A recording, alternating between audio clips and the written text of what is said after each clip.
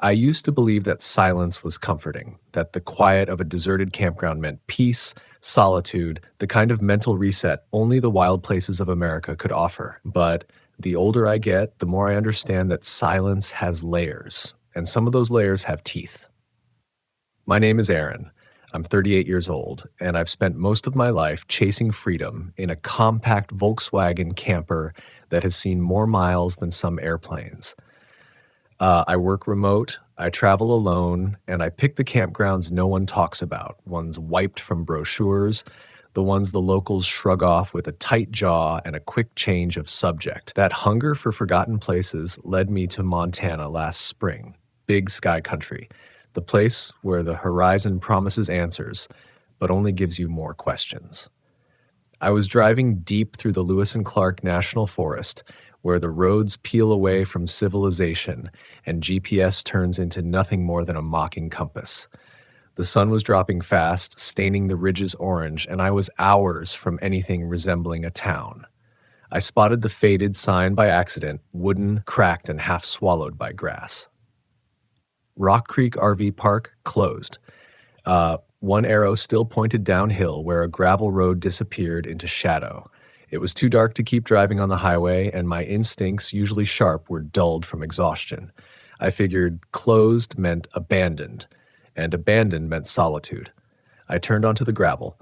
The road wound through thick lodgepole pines whose branches scraped the sides of my camper like long fingers welcoming me home. For a moment I felt a strange comfort. No crowds, no highway noise, just me and Montana. When I reached the campground, the remaining sunlight caught rows of old moss-covered picnic tables, fire rings filled with wet ash, a broken swing set, a rusted metal sign showing a cartoon bear holding marshmallows. It belonged to a different decade. There were no other vehicles, no lights, not even the smell of smoke or food from a neighboring camp, just wind. I parked near what looked like the old office building, a small cabin with boarded-up windows and a faded open sign that might as well have been a relic from a ghost town museum. I set up camp, cooked a simple dinner, and watched the stars rise through breaks in the trees. They were bright, so bright they looked close enough to burn holes through the darkness. For the first hour, I actually felt lucky to have found the place. Then the wind stopped. Not slowed, not shifted. Stopped. The silence became a thing, thick, aware, like the air itself leaned in to listen. A soundless weight pressed against my ears. My skin prickled, and every instinct I'd ignored on the highway flicked back to life. I told myself it was nature, the forest settling, the temperature dropping. I told myself a lot of things I didn't believe. When I finally went to bed, I left one of the side windows cracked. Old habit. I need airflow, and I like hearing owls or distant coyotes, a reminder that life exists out there. But as I lay there, sleep refusing to come, I realized there were no owls tonight. No insects, no scurrying small things in the brush, just quiet. And then whispering. So faint at first, I thought it was wind finding its way back, curling through branches. But the longer it continued, the less it sounded like air, and the more it sounded like voices. Several, layered, murmuring from the dark edges of the campground. I held my breath. My heart thudded hard enough I could feel it in my fingers. The voices didn't sound close. Not yet. They sounded unsettled, like they hadn't decided whether to move nearer or drift away. I listened, frozen, waiting for a word, any recognizable sound, but it stayed just out of comprehension, like a conversation happening for my benefit, but not meant for me to understand. Then came a single clear whisper, right by the window screen. Help. I shot upright so fast I smacked my head on the ceiling paneling above the bed. My first instinct was to shut the window. My second was to run. But I didn't do either. I just stared into the dark, waiting for movement. Nothing. The whispering stopped completely. After long minutes of silence, I convinced myself I had imagined that one crystal clear plea. Maybe I drifted into a half-dream. The mind does strange things when it's exhausted. So I forced my body back down, turning to face the opposite wall. I closed my eyes. That's when I heard something tap against the glass. One tap, then another, deliberate, not wind, not tree. too rhythmic. Knock, knock, knock, slow, patient, asking. I told myself not to look. I told myself it was probably a branch, but I've never been good at obeying fear. So I turned. The window was dark, except for the outline of a shape pressed close enough that its breath should have fogged the glass. A human silhouette, slumped, head tilted at an unnatural angle, hair hanging like wet strings over where its face should have been. I couldn't see eyes, but I could feel them. Watching me. I didn't scream. I couldn't. My jaw clamped shut, teeth locked. The silhouette didn't move. Just stood there, if stood is even the right word for a posture so wrong. Then the voice again, but clearer. You can hear us now. It wasn't a question. My muscles came alive in a violent rush. I rolled out of bed and lunged for the door, slamming it shut, locking it, pulling the curtains closed like that flimsy layer of fabric meant anything. My breath was coming too fast to hide. My pulse hammered in my neck. I backed into the opposite wall and slid down, palms sweating against the floor. I expected footsteps, a hand testing the door. Something. Instead, I heard movement from farther away. Several voices shifting around the campground, circling, restless, and underneath them, a different sound. Something metallic, something scraping. I didn't sleep. Not even for a minute. I waited, eyes wide, until gray-blue light began to seep through the curtains. Only when dawn finally arrived did the world feel real again. Sounds returned, the rustle of branches, a distant bird call. The terror felt almost foolish in daylight. Until I checked the window. There were smudges, long, dark, greasy streaks across the glass as though someone or something had dragged its fingers along the surface. Not rain, not dirt, something oily, something wrong. My stomach knotted. My rational mind tried to help. Maybe a hiker, maybe a prank, maybe smudges were already there and I never noticed. But none of those explanations solved the worst part. I'd heard words. You can hear us now. Why say that? Why me? I stepped outside, careful, alert. Birds chirped cautiously, not quite trusting the morning. My Volkswagen sat innocent in the weak sunlight, like a loyal dog that slept through the danger. I did a slow scan of the campground. That's when I noticed something that hadn't been there the night before. Near the old office, the front door was no longer closed tight. It hung partially open, creaking as it swayed just an inch or two in the breeze. And on the ground below the doorway was an old trail of footprints. Not fresh, but not completely eroded either. They led from the forest to the cabin, and several of them, now I could see, led from the cabin toward my camper. My throat turned dry. I thought, pack everything. Leave. Don't look back. But fear does strange things to the brain. Instead of leaving, I found myself walking slowly toward that office cabin, like something inside had decided the only way out was through whatever was inside. The air felt colder the closer I got. The smell changed too, from pine and soil to something rotten under wood. Half-buried memories, things that should have stayed forgotten. The cabin door creaked again, wider now, like it had been waiting for me. And through that crack, something inside whispered once more. My name. Aaron. I froze. Hearing your own name whispered from a place no human should be standing is a special kind of terror. It takes your instincts, the ones meant to keep you alive, and flips them upside down. Every nerve in my body screamed to run, but my legs started moving forward instead, as if the sound had hooked into me like a line cast from the dark. The cabin's interior was shadows at first, thick and layered.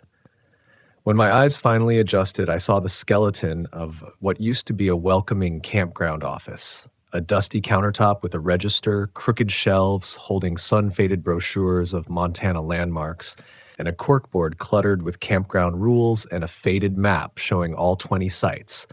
20 tiny rectangles arranged in a loop that no longer existed. The air tasted stale, like the room had been sealed for decades, yet the door had been ajar. Something didn't make sense. I stepped inside. The wood groaned under my weight, a slow complaint that echoed through the cabin. I scanned the walls. Names were carved into them, hundreds of names. Some neat, some desperate, like fingernails had been used when no tool was left. One carving stood alone, scratched deeper than any other. Don't listen. Too late. I whispered without meaning to. That's when I heard it again. A different voice now, older, raspy, like it dragged dust with every word. You shouldn't be here. I spun toward the back of the cabin. Another door stood there, slightly open, revealing the hint of a hallway leading deeper into the structure. The voice came from that direction, somewhere unseen, somewhere waiting. I swallowed, forcing a breath past the tight knot in my throat. Who's there? My voice cracked mid-sentence. Silence answered. But I knew I wasn't alone. Curiosity and dread wrestled violently inside me. I backed away, hands trembling, and turned to leave, only to realize something that shouldn't have been possible. The door I'd entered through was now fully closed. I hadn't touched it. I never heard it shut. I rushed forward and grabbed the handle. It wouldn't turn. Jammed. Rusted. Whatever was happening, it wanted me inside. My pulse climbed, racing like I'd been sprinting. Hey! I shouted, banging on the door. Is someone out there? And then the whispers returned. Close. All around me, sliding over the walls like wind against steel. Not one voice this time, many. Their tones varied, pleading, angry, hungry. I stumbled backward until my shoulders hit the countertop behind me. Something brushed the air next to my ear, a soft exhale like someone leaning in, like lips forming a word against my skin. Aaron. I flinched so hard I knocked over a jar of old keychains. They scattered across the floor like rattling teeth. I didn't wait another second. If the front door was locked, then the back was my only chance. I sprinted down the dim hallway, each step amplifying the things moving inside the walls. The building around me seemed to breathe, floorboards stretching like ribs, ceiling groaning overhead like something was growing in the attic. The hallway ended at a warped wooden door with a broken window pane. Behind it, weak daylight spilled through tangled brush. Freedom, maybe. I rammed my shoulder into the door. It didn't budge. I hit it again, harder, my nerves fraying with every echoing whisper behind me. On the third hit, the wood cracked. Sunlight burst through the fracture, and underneath the splintering sound, something else. A low growl. But not from behind me, from outside. I froze with my shoulder still pressed to the door. The growl deepened, vibrating through the wood, through my bones. Something large waited on the other side, something that had no interest in letting me leave. I stepped back, lifting my fists, ready to keep trying anyway, when every whisper inside the cabin stopped at once. The sudden silence hit like a flood, drained in a single moment. Then, from the darkness behind me, "You're one of us now." I spun, desperate, heart-punching pain into my ribs. Shapes poured out of the corners, humanoid shadows, limp-headed, hunched forward like broken mannequins. Their limbs dragged, making scraping sounds across the wood floor. They moved slow, but deliberate, the way something moves when it knows you have nowhere else to go. I yelled and threw myself against the door again, ignoring the sound, ignoring the growl, ignoring everything except survival. Wood cracked, glass shattered. I stumbled through the opening and fell into a patch of frozen grass outside. Pain ripped across my palms as shards dug in. But I didn't stop. I crawled away from the cabin, away from the voices, away from the impossible silhouettes. The growl sounded again, right beside me. I looked up. Something stood at the tree line. Its shape was massive, taller than any person, broader than any bear. Black fur rippled across its outline, but something about its form was wrong, like its joints bent the opposite direction, like it learned to stand upright but never fully figured out how. Its eyes glowed, not like reflection, not like predator eyes catching light. They glowed from within. White. Burning. Burning white. I scrambled to my feet, backing toward my camper, kept upright only by panic. The creature stayed still, watching, waiting. The hair on the back of my neck rose as it slowly opened its mouth, and from that terrible, fur-covered shape came a sound that didn't belong inside any animal. A voice, echoing, layered. Impossible. Aaron. The exact same tone I had heard inside the cabin. I reached the camper, hands shaking so violently I nearly dropped the keys. I threw the door open, leapt inside, and slammed it shut. My fingers slapped the lock switch again and again just to be certain. I pressed my back against the interior, gasping, eyes glued to the windshield. Nothing. The creature was gone. I couldn't see any movement beyond the scattered sunlight filtering through trees. The office cabin sat silent. The world looked normal again, but I knew better. I grabbed the steering wheel and turned the ignition. The engine hesitated. Like it too felt fear, then roared to life. Gravel spat behind me as I tore out of Rock Creek RV Park. I didn't look back. Not once. My breath fogged the windshield as I drove, shaking from the inside out.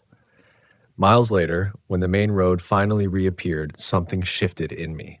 A part of the fear began to drain, replaced by disbelief, then denial. I tried to rationalize everything, piece by piece, like stacking stones across a crack in the world. I hadn't slept. I was hallucinating. Stress does strange things to the brain. That's all it was. I repeated those thoughts to myself out loud until my heartbeat finally slowed. Maybe I just needed sleep, food, daylight, civilization.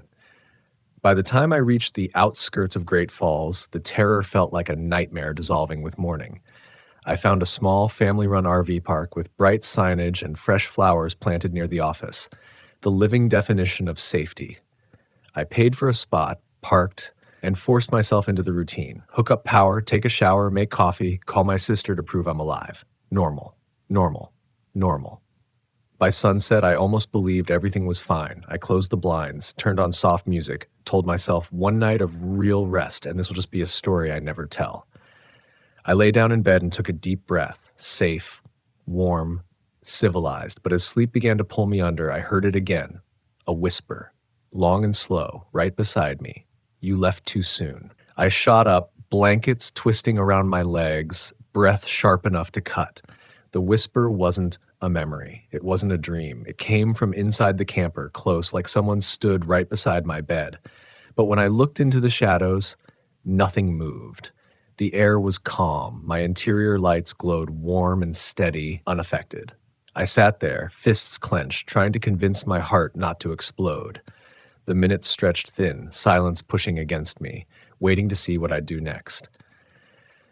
Eventually, I forced myself to lie down again. My muscles ached with exhaustion, my vision hazed over. I didn't want to close my eyes, but I couldn't keep them open either.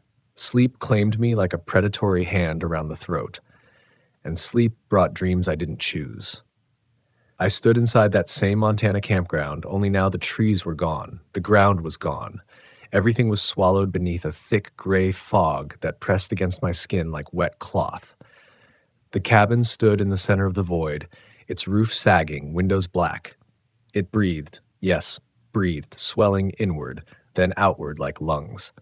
Someone stood in front of the door, a woman, her back turned to me, hair long and tangled, hands hanging limp at her sides. Her shirt was torn, stained with something I didn't want to identify. She shifted ever so slightly like she was waiting for me to speak. I tried. No sound came out. Then she lifted her head toward the blank sky and the cabin door behind her creaked open. Not outward, inward, as though something inside had pulled it. The darkness beyond beckoned her. She took one step into the cabin and vanished. Not walked inside. Vanished. That wrong pull in my gut, the kind that knows what's coming before you see it, told me what happened to her in there was worse than death. I turned to run, but the fog thickened, swallowing my legs. Each step sank me deeper. Whispers, hundreds of them, swelled around me. Aaron! You came back. We remember. Don't leave us. A cold hand clamped around my wrist. I screamed and woke up, but I wasn't in my camper anymore. I was sitting upright behind the wheel, engine quietly idling, headlights slicing through darkness. Outside, pine trees, no RV park, no paved road.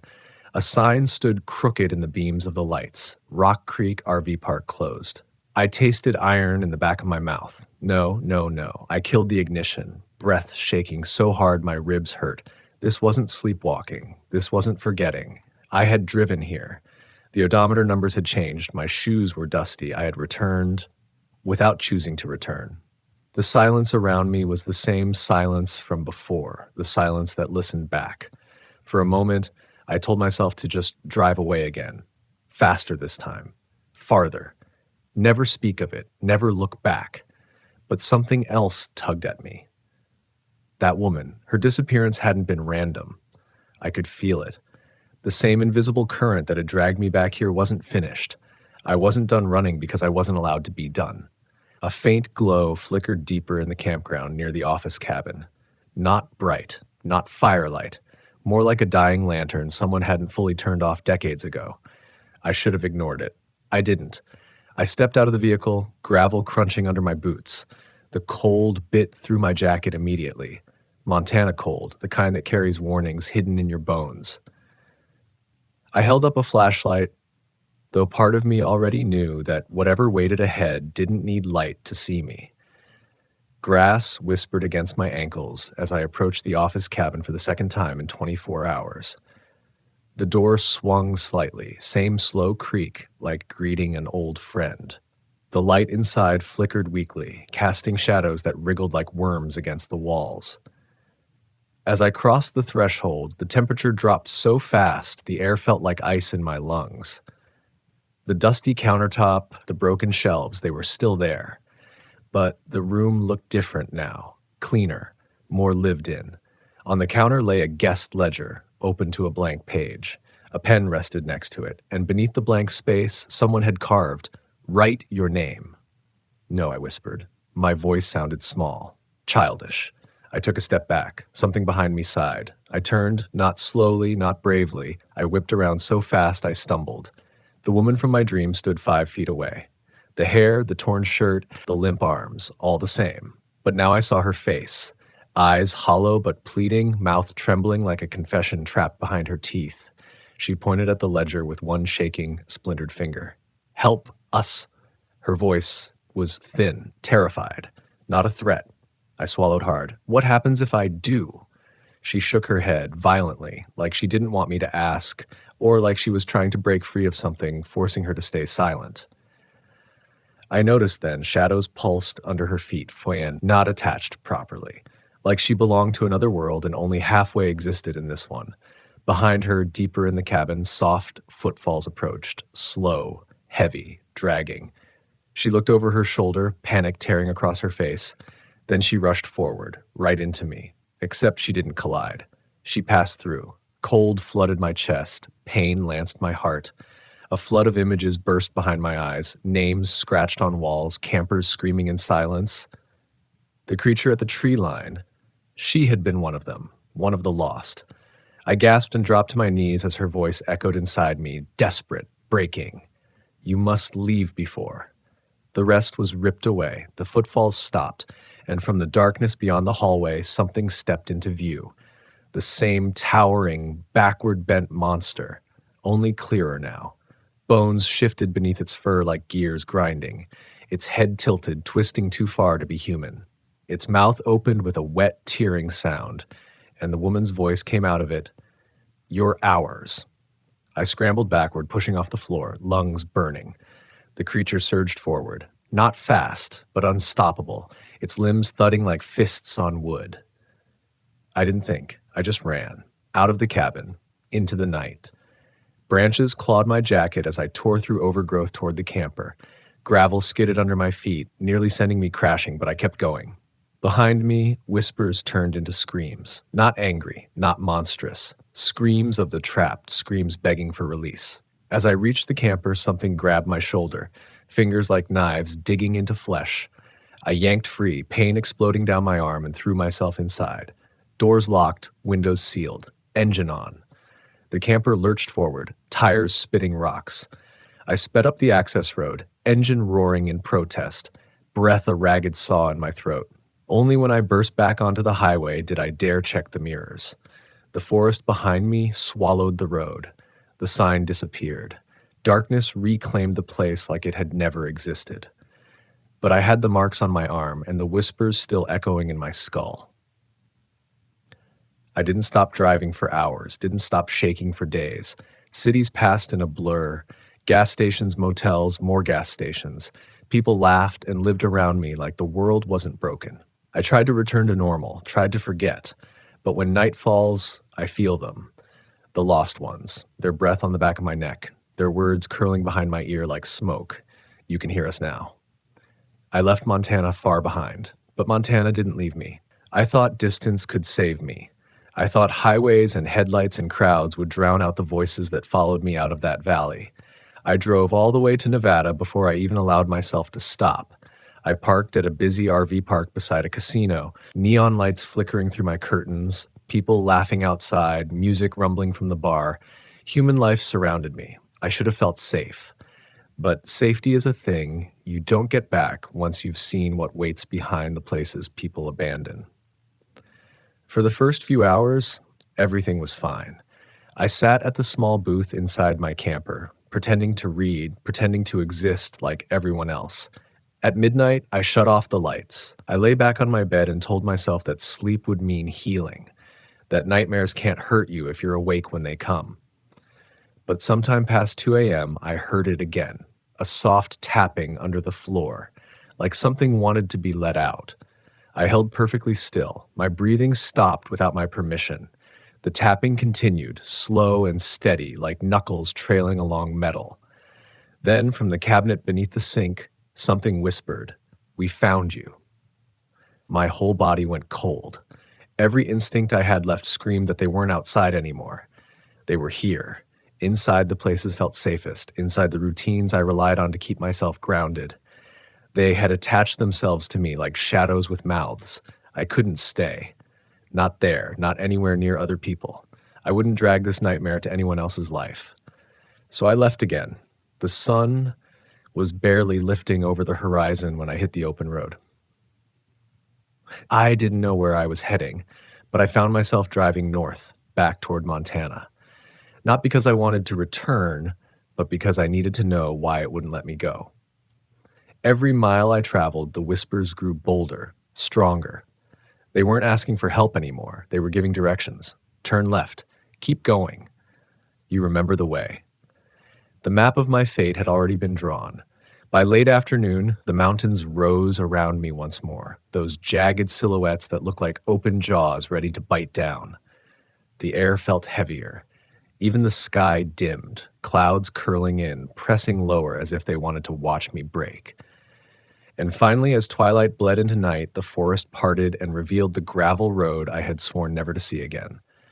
Rock Creek RV Park closed. The sign looked different this time. Someone had wiped away some of the grime. I could read every letter clearly. I parked, engine ticking with cooling metal, hands trembling on the steering wheel. This is where normal lives end, I thought. The forest leaned inward, listening. "I don't belong to you," I said aloud. The moment the words left my mouth, laughter, dozens of voices rose from the dark, curling through the pine needles. Not cruel, not joyous. Just knowing. I stepped out of the camper anyway. Gravel underfoot, cold air biting skin, silence, listening.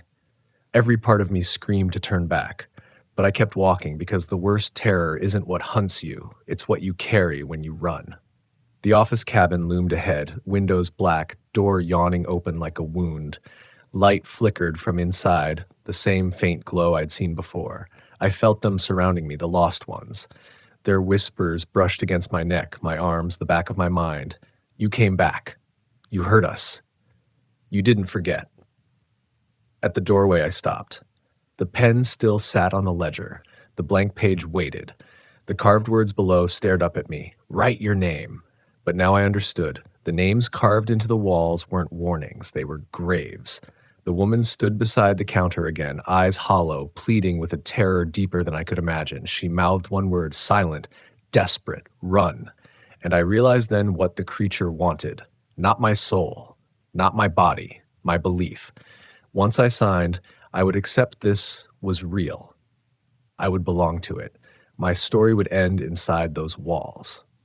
So instead of writing my name, I closed the book. The whispers hissed. The cabin vibrated. Shadows convulsed like struck animals. The ground shuddered beneath my feet. The creature stepped into the light, towering, snarling, bone and fur twisting, but it didn't cross the doorway. It couldn't. Not yet.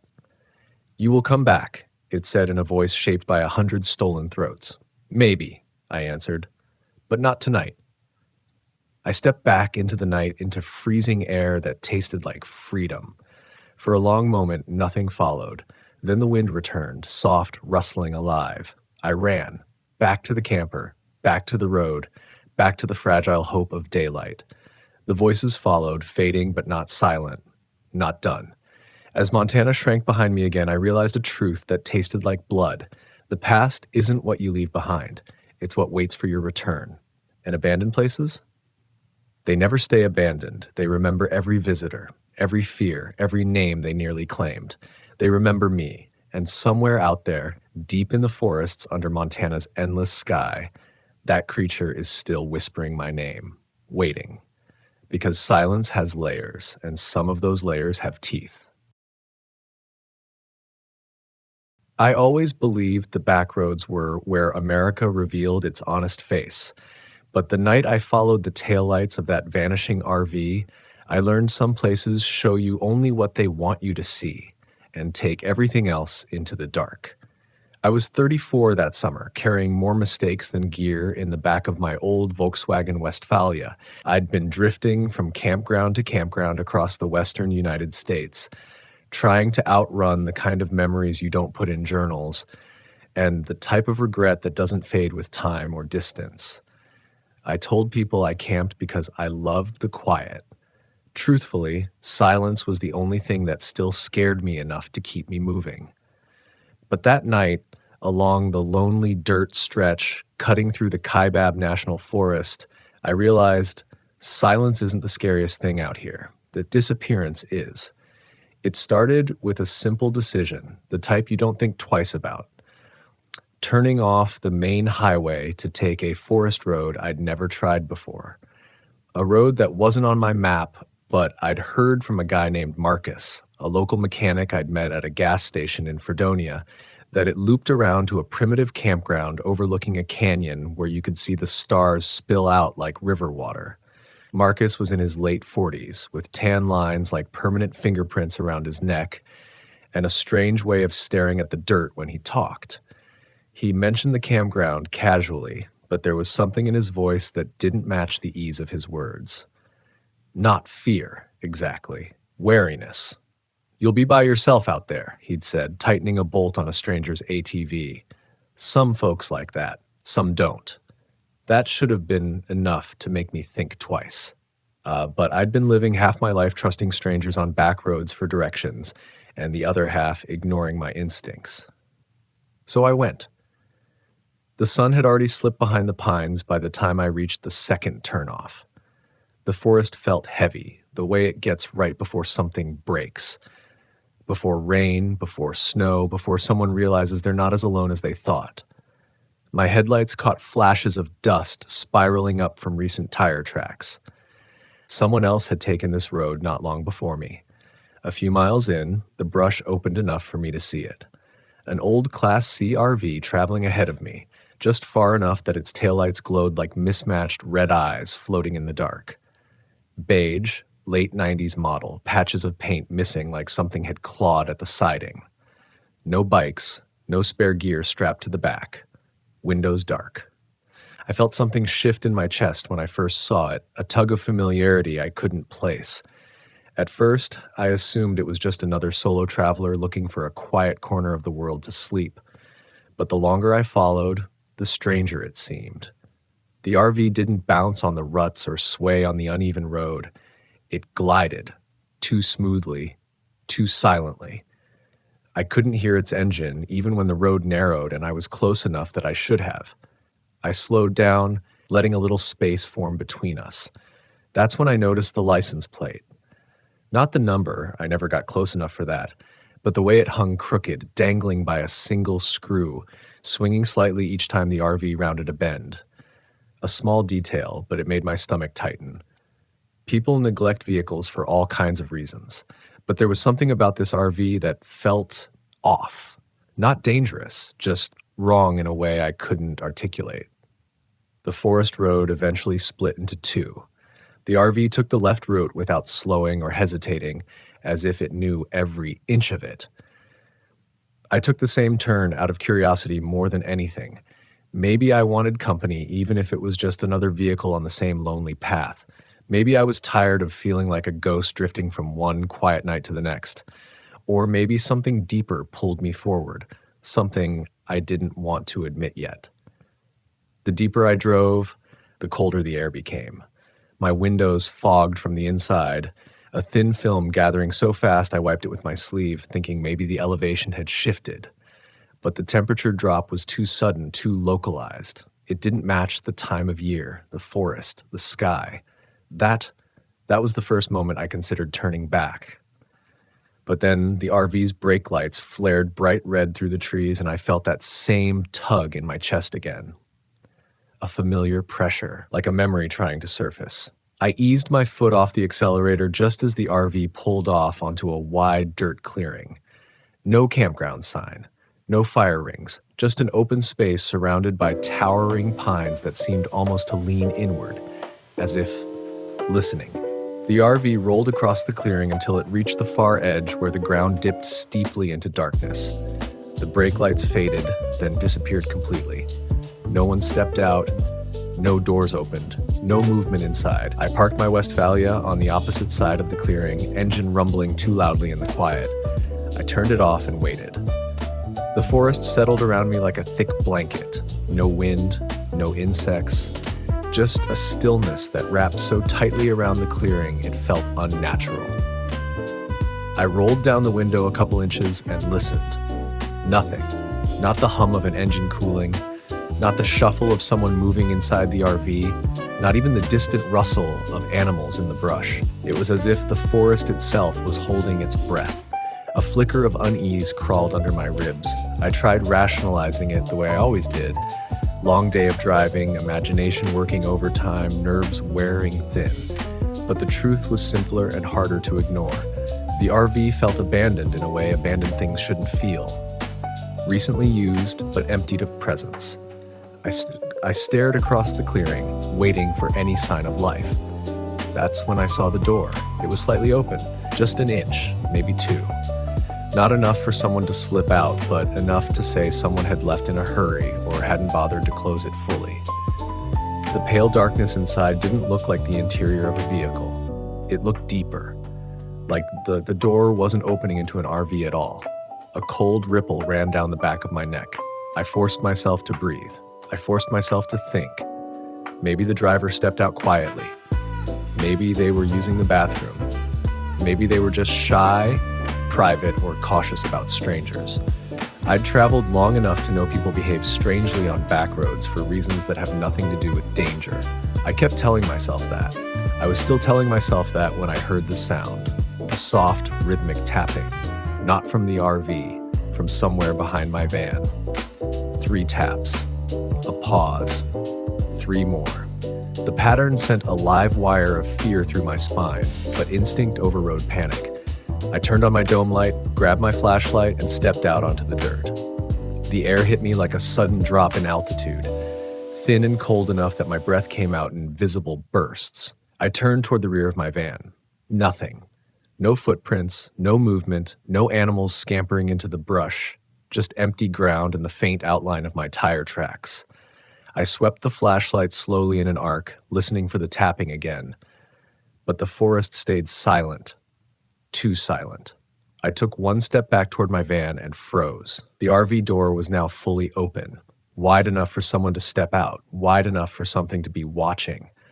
My mouth went dry, my pulse hammering so hard it felt like it echoed through the clearing. I raised my flashlight toward the open doorway, the beam trembling slightly in my hand. The interior was still dark, but not empty. I saw a shape inside. Tall, motionless. Not human, not in the way it should have been. And even from across the clearing, I felt it looking at me. I didn't move at first, couldn't. The shape inside the RV was too still, too deliberate, almost like it had been waiting for the beam of my flashlight to find it. But the moment the light touched its outline, something instinctive inside me recoiled. An ancient, primal warning firing through my nerves before I could make sense of what I was seeing. It wasn't that the figure looked monstrous. It was that it didn't look fully formed. Like someone had carved the silhouette of a person out of darkness itself, leaving only the suggestion of limbs and height, but nothing you could latch onto with certainty. A suggestion of presence instead of presence itself. It didn't sway, didn't breathe, didn't acknowledge the cold air drifting across the clearing, but it felt aware, focused on me. My grip tightened on the flashlight until my knuckles cracked. Everything in my body told me to get back in the Volkswagen and drive. Fast. But another part, the part of me that always ignored danger signs until they were undeniable, refused to move. Not yet. I needed to understand what I was looking at, needed to tell myself, even for a second, that it was just another traveler, a shadow, a trick of the light, anything except what my instincts were whispering. I lowered the flashlight just an inch to steady my hand. That tiny motion broke the stillness. The shape shifted, not a step, not a lean, a subtle folding, like darkness bending around itself, tightening. My throat went dry. I took one slow step backward toward my van, boots crunching the dirt too loudly in the quiet. The figure didn't come out, didn't tilt its head, didn't react in a way that made sense. But somehow the air around me felt heavier, pressed in closer. Another step back. My heel brushed the side of my van. I reached behind me, blind, fingers searching for the handle. The tapping returned. 3 soft beats, a pause. 3 more. This time, the sound didn't come from behind the van. It came from above. I snapped the flashlight upward, light stopping just short of shining it directly on my pop-top roof. My breath caught in my chest. I didn't want to see anything. I didn't want confirmation that the tapping wasn't just forest noise or paranoia. But not looking was worse. Not knowing leaves room for imagination, and imagination on a night like this is the quickest way to lose yourself. I angled the light up. Nothing. Just canvas, pale and still. But the tapping stopped again, and somehow the silence after was worse than the sound itself. I swallowed hard, my pulse thundering in my ears. I turned back toward the RV. The doorway was empty. The shape was gone, but the darkness inside the RV looked deeper than before, like the interior swallowed the light instead of reflecting it.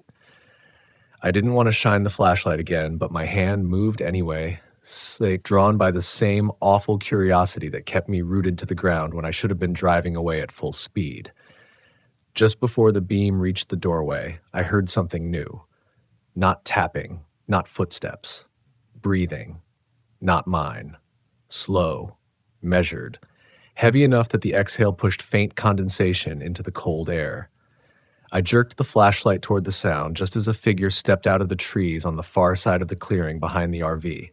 A real person this time. A man, tall, scruffy, wearing a faded blue flannel and jeans torn at the knee.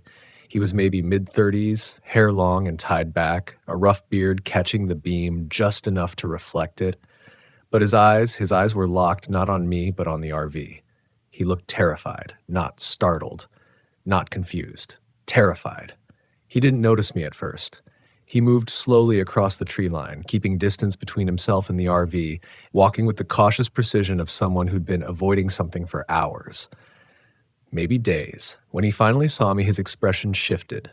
Not relief, not recognition. Something worse. A warning. He raised one hand, palm out, and shook his head in a small, urgent motion. Don't. I didn't ask what he meant, didn't move, didn't lower the light. But I felt the message in my bones. Don't look away from him. Don't step closer. Don't make noise. Don't...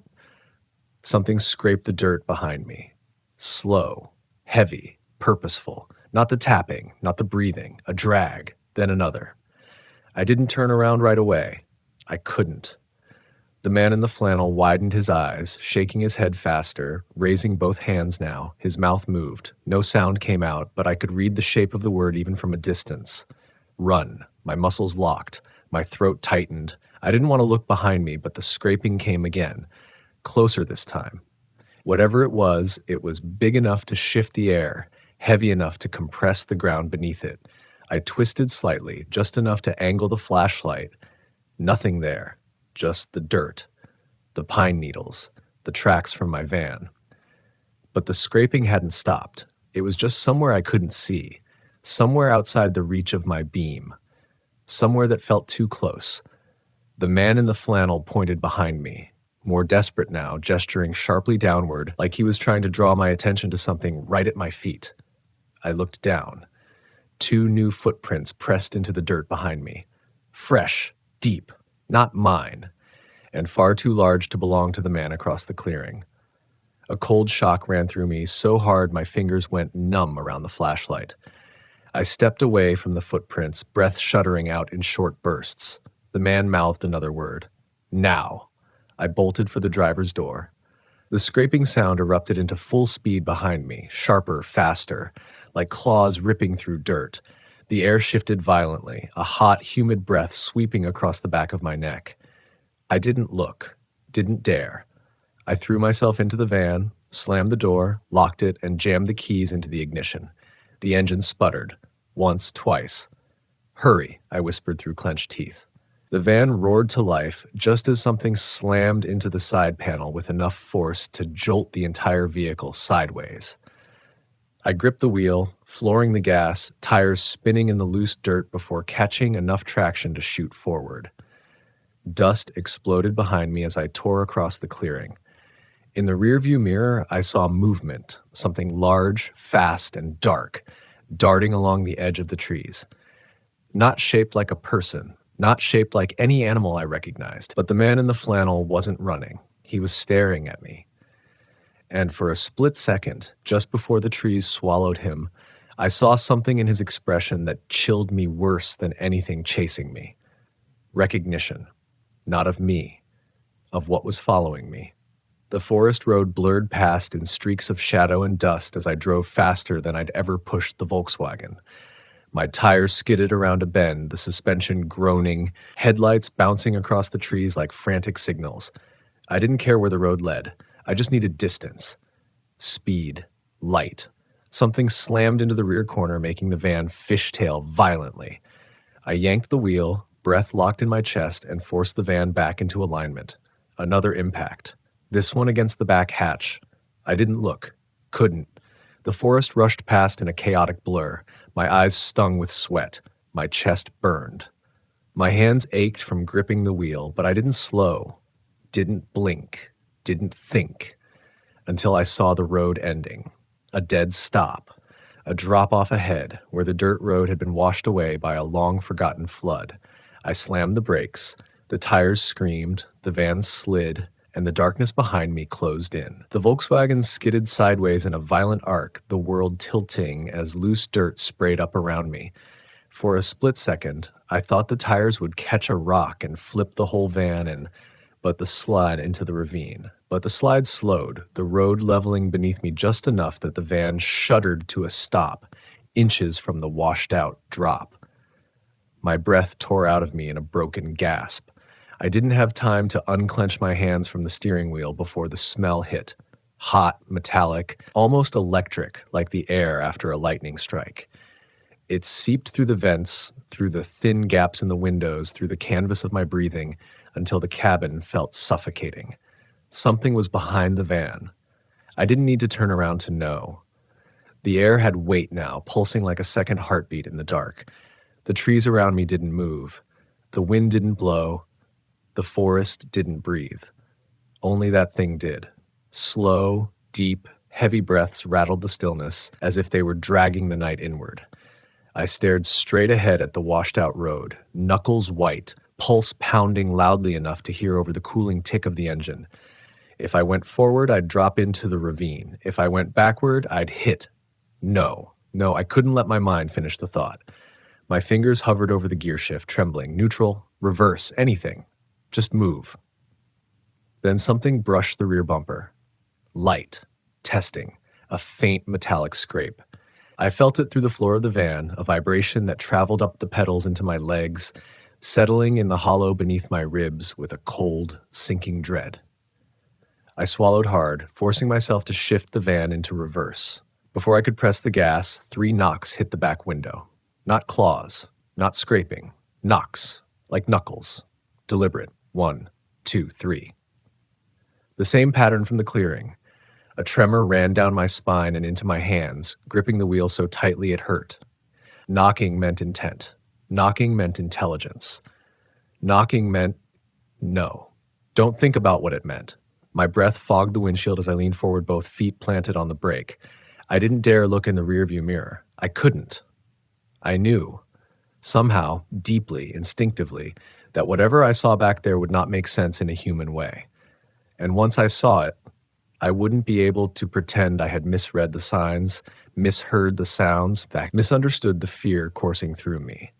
The knocks came again. 3. A pause. 3. My heart hammered so hard I thought it might break something inside me. I pressed the gas. The van lurched backward. I didn't aim, didn't check the mirrors, didn't think. I just drove. But the moment the bumper moved, something slammed into the rear again, harder this time, throwing my chest into the steering wheel and nearly knocking the breath out of me. The engine sputtered under the sudden shift in weight, but it didn't stall. I kept pressing the gas, knuckles digging into the wheel as the van shook, and shook, and shook. Then something let go. The pressure vanished.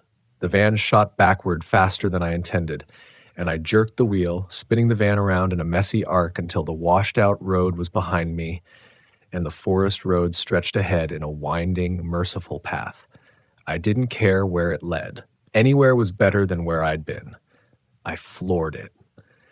The Volkswagen roared through the trees, headlights rattling across the uneven path as branches whipped past the windows.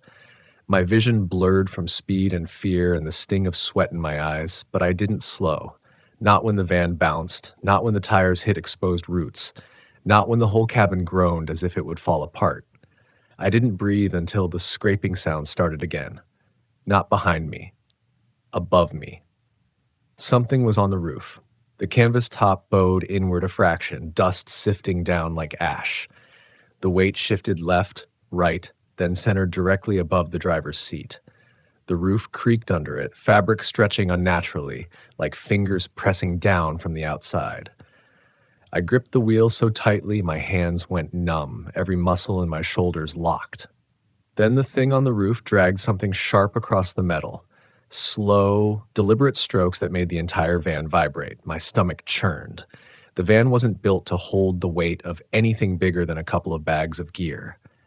Whatever was up there would eventually come through. I swerved hard. The weight shifted. The scraping stopped. Something thudded against the side window, rattling the glass. Then another thud. Then another. I realized too late they weren't thuds. They were footsteps. It was walking across the roof. Toward the front. Toward me. I jerked the wheel again, forcing the van around a tight bend. The tires hit a deep rut, and the whole vehicle lurched, throwing the weight on the roof off balance. The footsteps slipped, dragging across the metal before catching again. Closer now. Right above me. My breath hitched. Then, silence. The weight lifted. The roof popped back into shape. For a moment, hope bloomed sharp and bright in my chest. Maybe it fell. Maybe. The windshield darkened. Something massive landed on the hood, knees denting the metal, hands slapping against the glass so hard the vibration rattled through my skull. The headlights caught its shape, but the light didn't reveal, it resisted. Like the figure on the RV, it was darkness made solid, limbs bending in ways that felt wrong, unfinished, impossible. Its face pressed to the glass but revealed no features, just depthless black where a face should have been. My scream caught in my throat. The thing leaned in closer, the glass bowing inward under the pressure, thin cracks spiderwebbing out from the point where its hand pressed. The hood groaned. The van slowed under the weight. I slammed the brakes. The thing slid forward across the hood, rolling off into the dirt. Before it could rise, I floored the gas. The van shot forward, bumping over something large and unyielding. The impact nearly threw me into the passenger seat, but I kept driving, pushing the van faster and faster until the road widened, the trees thinned, and the faint glow of distant lights appeared between the branches. When I reached the sign, I almost cried. Primitive campground 1 mile ahead. I didn't stop. I didn't slow. But the moment I entered the clearing, something shifted. The weight lifted from the air. The pressure behind me evaporated. The forest breathed again. My hands shook as I pulled into an empty campsite near the center, surrounded by other vans, trucks, RVs, real campers, human presence, human noise, the clang of someone cooking dinner, the crack of a fire pit, soft laughter drifting through the night, normal life. I killed the engine and just sat there, chest rising and falling in erratic bursts, My vision pulsed, my heartbeat echoed in my ears. Every instinct screamed at me not to stay here, not to leave here, not to move, not to breathe. But then I saw him, standing between two pines across the campground, the man in the flannel, watching me. His expression wasn't fear anymore. It was something worse, recognition and grief. Like he already knew what I was about to learn. For a moment, I honestly thought I had imagined him. The man in the flannel stood so still between the two pines that he blended into the shadows, his outline barely visible in the glow of distant lanterns and fire pits. But he wasn't a hallucination. He wasn't a trick of adrenaline. He was real, too real. And the look in his eyes locked me back into the same cold dread I had felt the moment the shape stepped out of the RV in the clearing. He didn't move toward me. He didn't wave. He didn't call out. He just watched. And something about the way he watched told me he had been waiting for me to make it here, that he had expected me. I glanced around the campground, trying to steady my breathing, trying to ground myself in the normalcy around me. Couples stirred dinner at their fold-out tables. Someone tuned a guitar near a fire. Kids argued quietly inside a tent, the kind of peaceful, predictable noise that should have made me feel safe. But even with all the lantern light, with all these people around, the air still felt colder than it should have, sharper. Like whatever had followed me down that forest road hadn't fully let go, just receded. Just enough to pretend the danger had passed. I opened the driver's door slowly, listening for any unnatural sound, half expecting the knocking to start again or the roof to groan. But the night stayed still, for now. When my boots hit the dirt, I scanned the pines where the man had stood. He was gone. The space between the trees was empty, just darkness folding over itself in quiet, uneven layers. My pulse thudded in my ears. For a second, I wondered if I should get back in the van and drive until sunrise, but the van's hood was still dented, the windshield cracked like a frozen lake. I couldn't trust it not to fail on the road, not after what it had been through. I was stuck here, at least until morning. I forced myself to walk to the picnic table by my campsite, listening to the campground's familiar human noises. The sizzling of food, the low hum of conversation, the clatter of someone stacking dishes. Every sound felt like a small tether pulling me away from panic. I unpacked nothing. I didn't even unroll my sleeping bag. I just sat there, elbows on my knees, staring at the tree line while my heart slowly, reluctantly eased away from full-blown terror. But calm didn't mean clarity. And with the adrenaline fading, something else crept in. Curiosity. Not the good kind. The destructive, self-deluding kind that keeps people in dangerous places long after they should have left. The kind that makes them investigate noises they would be safer ignoring. I couldn't stop thinking about the man in the flannel. Why he had been in the woods. Why he had warned me to run. Why he had looked at the RV like it was a wound in the earth. And why he had looked at me like he pitied me. I didn't stand up with intention. I just found myself walking toward the center of the campground, drawn by the pull of needing to understand something that had no desire to be understood. A middle-aged couple with a Keystone camper gave me a polite nod as I passed. A guy in his 20s cleaned a fishing knife beside a lantern, barely glancing up. People lived here, at least for the night. They were grounded, safe. But I didn't feel safe, not even with them around. I spotted the campground host's site, a wooden sign staked in the ground, a warm yellow lantern burning outside a modest RV, and a chair with a blanket thrown over it. Something about the light felt reassuring in a way nothing else had since the forest road. I approached. A thin man in his late 50s stepped out of the RV, adjusting his hat. He looked tired but kind, in the resigned way of someone who had dealt with travelers long enough to know every type. "Evening," he said, his voice gravelly. "Everything all right? You came in pretty fast. Nearly gave me a heart attack." I opened my mouth, ready to fabricate something. Car trouble, a close call with wildlife. Anything but the truth. But something in his face told me he had seen fear before. Real fear. And denying it would be pointless. Something happened, I said quietly. That was all it took. His eyes sharpened, the relaxed host demeanor fading as he gestured for me to sit on the log bench beside his fire pit. The flames cast a soft orange light on his face, and for the first time since I had fled the woods, I felt my breathing deepen. "Tell me," he said. I did. Not everything. Not the parts I couldn't articulate without sounding unhinged. Not the way the darkness had taken shape on its own. Not the way something had pressed the roof inward like wet clay. But I told him enough about the abandoned RV, the figure inside, the man in the flannel, the chase through the woods. When I finished, the host didn't speak for a long time. He just gazed into the fire, jaw tight, fingers tapping the metal arm of his chair in a slow, rhythmic pattern, almost identical to the knocking I had heard on the RV. And when he finally looked up, I saw something I hadn't expected. Fear. Not confusion. Fear. "You didn't see a plate on the RV, did you?" he asked. I shook my head. "Was it old?" he pressed.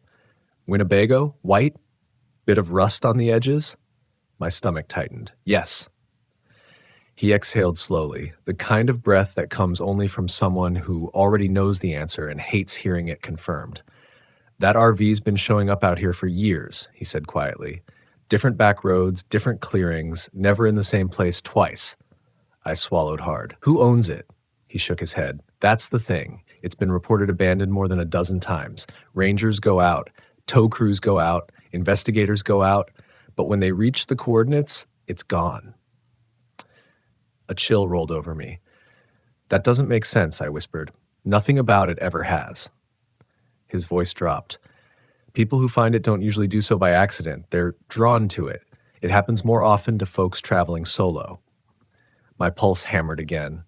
"Where do they end up?" I asked. His face shifted, subtle, but broken in a way that made my stomach drop. "Some come back," he said. "Not the same, not fully." He took a shaky breath. "Some don't come back at all, and the ones who do, they always mention a man in a flannel." I felt the air leave my lungs. "He's not the danger," the host added. "He's the warning." My skin prickled with cold. "What's inside the RV?" I asked, my voice barely a whisper. He shook his head again, slower this time. "No one's ever agreed on what they saw. Some say it looks like a person, some say it looks like a shadow, some say it's not one thing at all, but something that becomes whatever scares you most." I stared at the fire, trying to convince myself that the warmth meant safety. "And it followed me," I said quietly. "It always does," he murmured. A branch snapped at the edge of the trees. Both of us turned. The woods, once softened by the noise of the campground, felt unnaturally silent again. The lanterns flickered, the fire seemed to dim, even the wind stopped moving as if the air itself were listening. The host's face went pale. "Don't look directly at the trees," he whispered. My body froze. I didn't look. Couldn't. But I felt it, a presence, a pressure, a familiar weight settling against the fabric of the world. The same heavy, slow breathing rolled across the campground. Not heard. Felt. Then 3 knocks on the side of my Volkswagen. Soft, calm, certain, like it knew exactly where I was. My throat constricted. The host's hand clamped onto my shoulder, squeezing hard. "You need to leave at first light," he whispered. "And don't stop driving. Don't look back. And whatever you do..." Another knock, right beside my window. "Don't open that door. Not tonight." The forest breathed in sharply, and something moved toward us. Something I would never fully understand. Something that never should have found me. But did. The woods swallowed the last bit of daylight like it had been waiting, hungry for night to fall. My name is Tyler Hayes. I'm 36 years old, and if you had asked me 2 years ago what I feared most about the outdoors, I would have said getting a flat tire on a forest road or forgetting to pack enough water. Now, I know better. I know real fear doesn't announce itself with a roar. It seeps in, quiet, patient, like fog curling between the trees. And the Upper Peninsula of Michigan, that place taught me that fear has roots. It grows in silence, and it remembers every person who ever tried to leave it behind. I bought my RV, a beat-up Class C that smelled like old pine cleaner and someone else's memories. with the hope of finding peace. After a burnout in Milwaukee, I wanted distance from everything. Complaints, meetings, staring at screens until the hours bled together. I wanted to breathe again. I wanted to sleep under open skies and let nature reset something in me that had been breaking. So I headed north. Everyone said the UP would change me. They were right, just not in the way any of us expected. It started at a campground near Hiawatha National Forest, tucked off a narrow road that GPS insisted didn't exist. The sign at the entrance was splintered, half swallowed by moss. Only 2 other RVs sat scattered around the clearing, lonely as tombstones. I didn't think much of it. Off-season still, chilly nights keeping summer crowds away. The air smelled clean, sharp with pine and lake mist. It felt like the kind of place where the stars would appear so close you could reach out and pinch one between your fingers. I told myself I was lucky to have it almost to myself. Before dusk, I walked the trail behind the sites. The ground was soft, thick with old needles and damp leaves that clung to my boots. The forest was quiet, too quiet, not even the buzz of insects or the wind brushing treetops, just hush, like the woods were holding their breath, listening. Half a mile in, I found something odd. An old lantern sitting upright beside the trail, glass cracked, but still faintly warm as if it had been burning minutes ago. No one else was nearby. No footprints but my own. The air tasted metallic when I leaned down to check it, a tingle crawling across my tongue I couldn't explain. I told myself someone had dropped it earlier. They'd come back. Nothing strange, but the unease nudged deeper, slow as frostbite. That night, sitting by my campfire, I heard the first sound. A thud. Drag. Thud. Drag. Not walking, not running, dragging. Something big, moving through brush that shouldn't have bent that easily. I froze, staring into the dark between the trees. The fire crackled loud, too loud, popping sharp like it wanted to warn me. My heart kept telling me, it's a moose, a bear, something normal, rational. But instincts whispered, breathing cold down the back of my neck. No animal moves like that. The dragging stopped. Silence rushed back in, heavier this time. I stood slowly, trying to convince myself I was just overreacting. The night was still young, and I was alone with my imagination. I forced a laugh, weak, unsteady, and closed the fire pit to embers. Inside the RV, everything felt smaller. Metal walls suddenly too thin, windows too fragile. My bed creaked like the frame itself was nervous. I didn't sleep much. Every time I closed my eyes, I heard something scrape against the outer wall, a low, distant groan rumbling from the woods, leaves shifting like they were trying to stand up and walk away. Morning finally pried its way over the trees. I stepped outside with coffee in my hand, pretending everything was fine.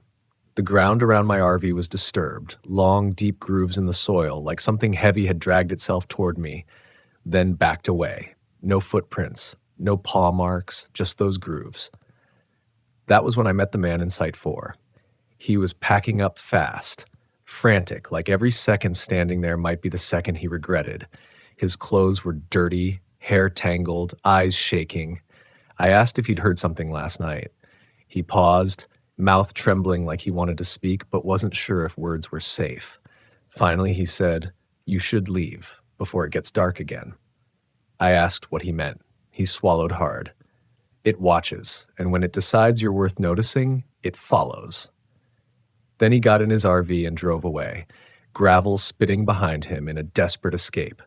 That should have been my sign. A rational person would have left right then. But pride is stupid, and fear can sometimes feel like a challenge. I told myself I wouldn't be intimidated by sounds in the woods. I had come here to rest, to be brave again. So I stayed. That afternoon, I hiked deeper. Clouds hung low, stained in muted gray. The forest smelled strange, earthy, with a sour undertone, like water left too long in a metal canteen. Birds still didn't sing. No squirrels, no deer bolting through brush, just me and trees that seemed to lean closer when I wasn't looking. That trail led to a clearing I wish I had never stepped into. At first, it looked like a campsite, an old one, forgotten. A folding chair lay overturned. A small metal pot sat next to burned wood that had been rained on, and a plate of food, what looked like scrambled eggs, half-eaten, mold beginning to creep across the surface. The smell hit me then. Warm rot, like something spoiled, but human warm. Recent. Not weeks old. Hours. A shiver crawled up my spine. I searched for movement, any sign of life, but the trees just stared back. Then I noticed the ground. Not footprints, no. Impressions.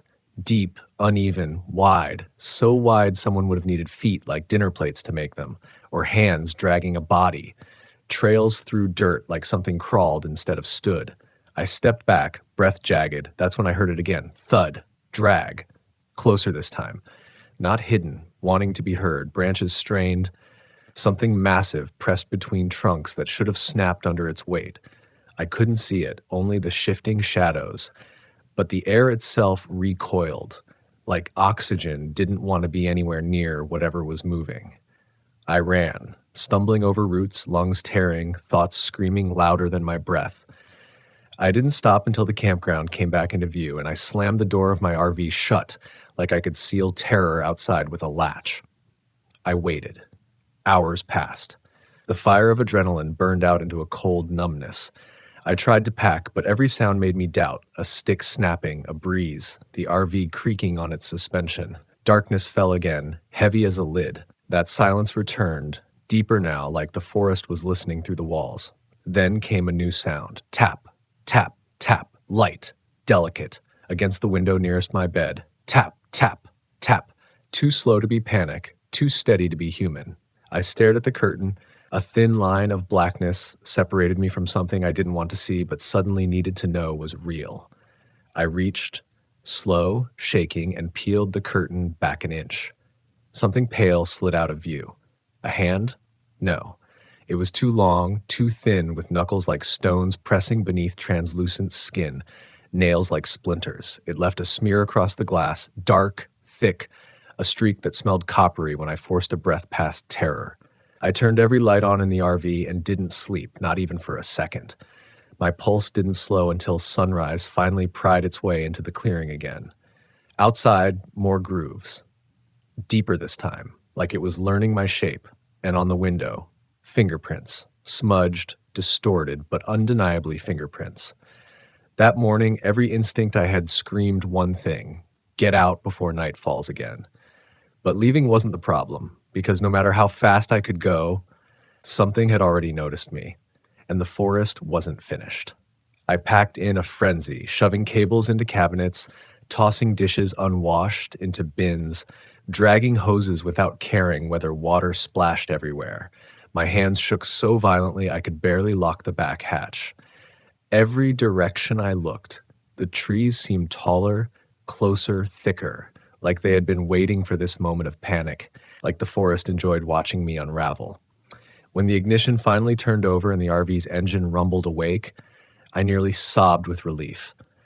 I didn't even secure the cabinets. I threw it into drive and lurched forward, gravel kicking up behind me as I tore out of the campsite.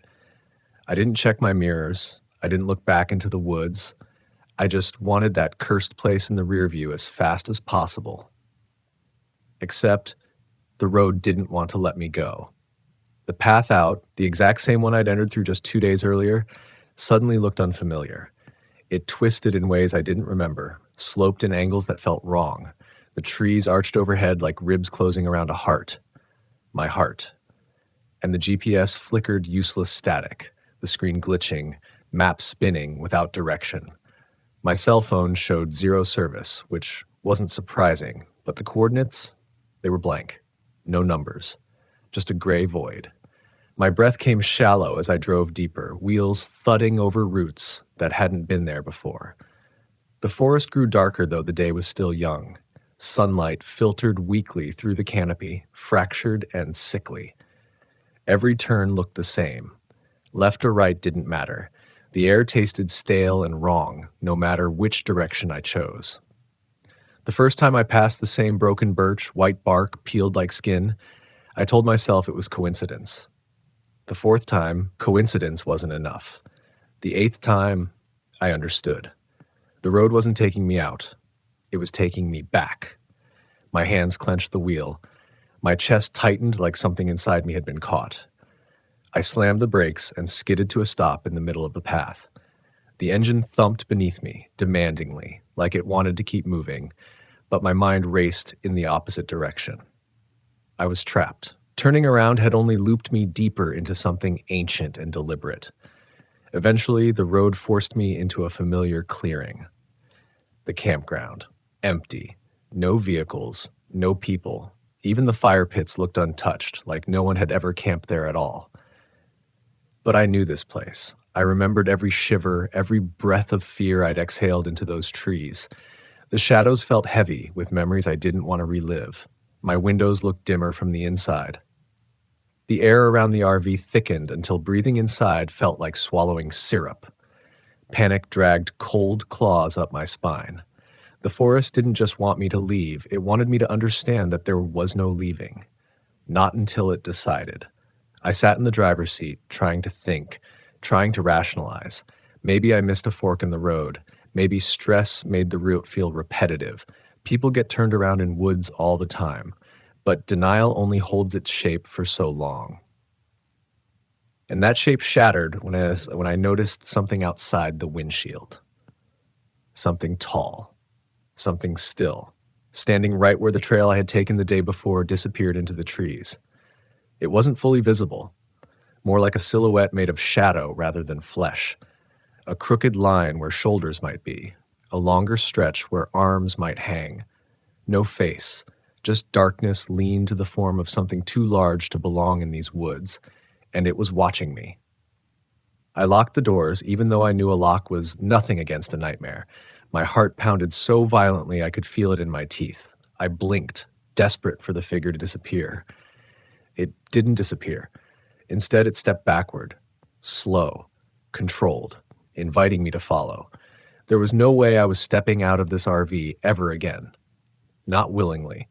Not while that thing existed somewhere within walking distance. I hit reverse, spun the RV around, and pressed the gas until the engine whined in protest. I took a different road, if you could even call it that. A skinny trail of dirt no bigger than my tires, branches scraping the sides, snapping against mirrors like claws testing defenses.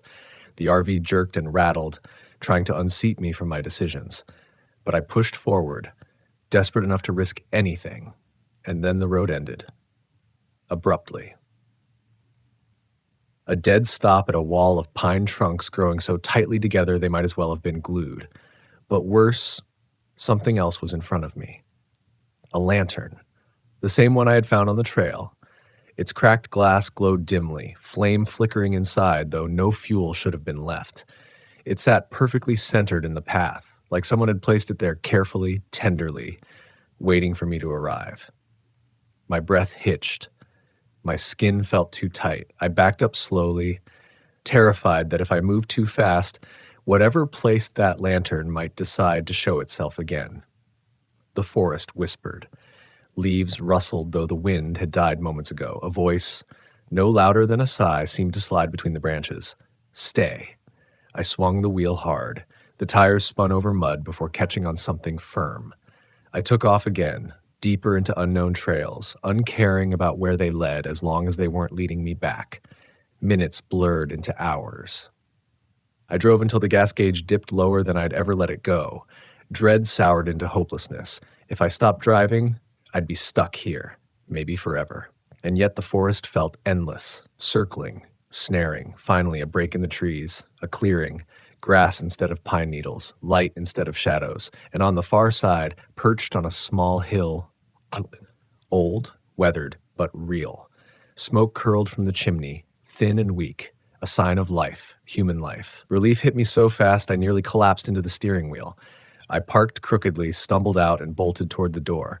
My legs barely worked, nerves still buzzing with leftover terror. I pounded my fist against the wood. Hello? I need help. Footsteps. Slow ones. Something shifted behind the door, and for a moment I felt that fear crawl back, cold and certain. Then a lock clicked. The door opened. An elderly man stood there, gray beard tangled, clothes stiff with dirt and pine sap. His eyes were a strange color, pale, nearly colorless. He looked me up and down like he was inventorying my injuries, visible and invisible. "You're not supposed to be here," he said. I nearly cracked into tears. "Please, I'm lost. The road won't take me out. Something is following me." The man studied me, not shocked, not curious, just tired. He stepped aside, opening the door wider. "Come inside," he said. "Night's coming." Inside, the cabin was warm. A fire burned low, casting orange light across a single room cluttered with maps and old tools. A kettle simmered on the stove, filling the air with the scent of mint. My knees buckled into a chair before he even offered. He poured me water. His hands were steady. Mine were trembling so hard the cup rattled against my teeth. "You've seen it." His voice wasn't asking. I nodded, grip tightening. He exhaled, a slow, heavy breath that seemed to carry years of regret. "It's older than these woods, older than people. It doesn't hunt for food. It hunts for memories, for the pieces of us that don't grow back." I swallowed, fear prickling into new shapes. "What does it want from me?" The man didn't look at me when he answered. "It wants you to stay." I stared at him, waiting for the punchline, the explanation, anything that made sense. But the room's silence was thick with truth. "It drags people," he continued, voice small. "Takes them into the deep woods. Sometimes we find the camps after, meals half-eaten, lanterns left burning, but not the campers, never them." I shook my head, breathing faster. "There has to be a way out, a road, a marker, something." He finally turned to me, eyes hollow and distant. "There is a way out," he said, "but it won't let you take it until it's had what it wants." The walls pressed in. The fire crackled like bone under strain. I felt the forest again, right outside the walls, listening. I tried to stand, but fear glued me to the chair. "What does it want?" I whispered. The old man's lips trembled when he replied, "It wants you to remember that you came here alone, and that no one will know if you never come back." Outside, something scraped across the cabin wall. Slow, deliberate, thud, drag, and the old man's face turned white.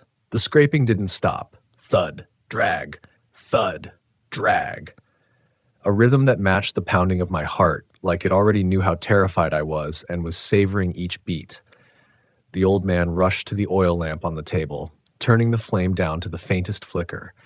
Darkness thickened instantly, swallowing the room's safety in one breath. His hand pressed hard over my mouth as he leaned close enough for me to feel the tremor in his whisper. "Don't look at it. Don't speak to it. Don't acknowledge it." My lungs clawed for air. The scent of his jacket, smoke, dirt, the life of a man who had lived too long in fear, filled my nose. Outside, the dragging sound circled the cabin, a heavy shift of weight across pine needles, a low scraping that made my bones want to shrink deeper inside me. Then, gentle as a question, something tapped against the window. Tap, tap, tap. I squeezed my eyes shut. If I looked, if I even imagined that shape, I knew I might shatter. The air tasted wrong, sharp, metallic, almost electric. I felt pressure, like the world just outside the walls had leaned its weight against us, testing, tasting, waiting. The tapping moved, across the wall, around the corner, up higher, toward the roof. The old man's hand finally slid away from my mouth, but his eyes ordered me to keep quiet. He dragged a chair across the floor and jammed it beneath the cabin's front door handle. His movements were fast but silent, the kind learned from years of caution. My pulse hammered faster as dust fell from overhead, shaken loose by whatever now crawled across the roof. I whispered, hardly breathing the words. "What does it look like?" The old man shook his head violently. "You never want to know." The roof creaked, boards straining under weight that should have snapped them. One shuddering shift, then silence. A silence so pure and deep it felt like the entire forest was inhaling. The old man waited, tensed. I counted each second in my head like the numbers might keep me alive. 1, 2, 3. Thud. The thing dropped to the ground again. Branches crashed, dirt tore. I imagined those long fingers raking through the earth, testing scents, tracking footsteps that led directly to me. The sound moved away. Not far. No, just far enough to let dread stretch its limbs inside me. Finally, the old man lit the lamp again. Just a little. The soft orange glow returned his face to view. but the fear etched into his eyes didn't go anywhere. "It doesn't need to break in tonight," he said. "It knows you can't leave." "What does that mean?" My voice cracked like old wood. He sat opposite me, body sagging like the conversation itself drained something he couldn't spare. "You think this region has legends because people like telling stories?" He shook his head. "No. Legends are the only way survivors can speak without their voices shaking." He reached beneath the table and unfolded an old, dirt-stained map, creased so many times the lines looked like scars. The forest region around us was circled again and again in red ink. Inside the circle were scattered X's, almost a dozen. Some had dates beside them. Some had names. Most did not. I traced one X with my eyes. "What are these?" He didn't look up. "People the woods took. Taken. Not lost. Taken." My skin crawled. "What about the ones who come back?" I asked, though dread already knew the answer. His stare held mine like a warning. "They don't come back whole." The wind outside shifted, carrying a scent through the cabin seams, wet moss and spoiled breath, a reminder that the forest was still there, still aware of our whispers. "How long have you been here?" I asked. He swallowed. "Long enough to know I should have left when I still could." But if he was trapped, what hope did I have? I steadied my voice. "There has to be a way out." "There is," he said softly, "but you won't want to take it." He walked to a shelf, pulled down a rusted tin box, and opened it. Inside were photos, faded Polaroids, stained and curled at the edges. He spread a few across the table. Campers, smiling around campfires, kids roasting marshmallows, couples holding each other close under northern lights. Normal moments, bright, alive, careless. Then he flipped the photos over, one by one. On the back of each was a fingerprint. A single, smeared, elongated fingerprint pressed in dark, dried crimson. My heart froze. These aren't theirs?" I whispered. "No." He gathered the photos again. "It leaves its mark, long before it takes what it wants." A violent chill rolled through me. Had I checked all my windows today? He saw my panic before I said a word. Once it decides you're worth following, it touches everything you might try to hold on to, so that when you disappear, something of it remains behind. My knees went weak. He looked at me, sadness sinking into the wrinkles of his face. "I saw the prints on your RV." The room spun. My vision pulsed. I clutched the table before the world slid out from under me. I need to get out," I stammered. "You can't escape alone," he said.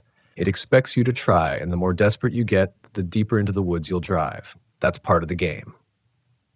Game. The word made bile burn my throat. "I can help you," he continued, "but there's a cost." I forced myself to meet his eyes. "What cost?" His voice softened to a tremor. "You'll have to leave behind the pieces it has already taken."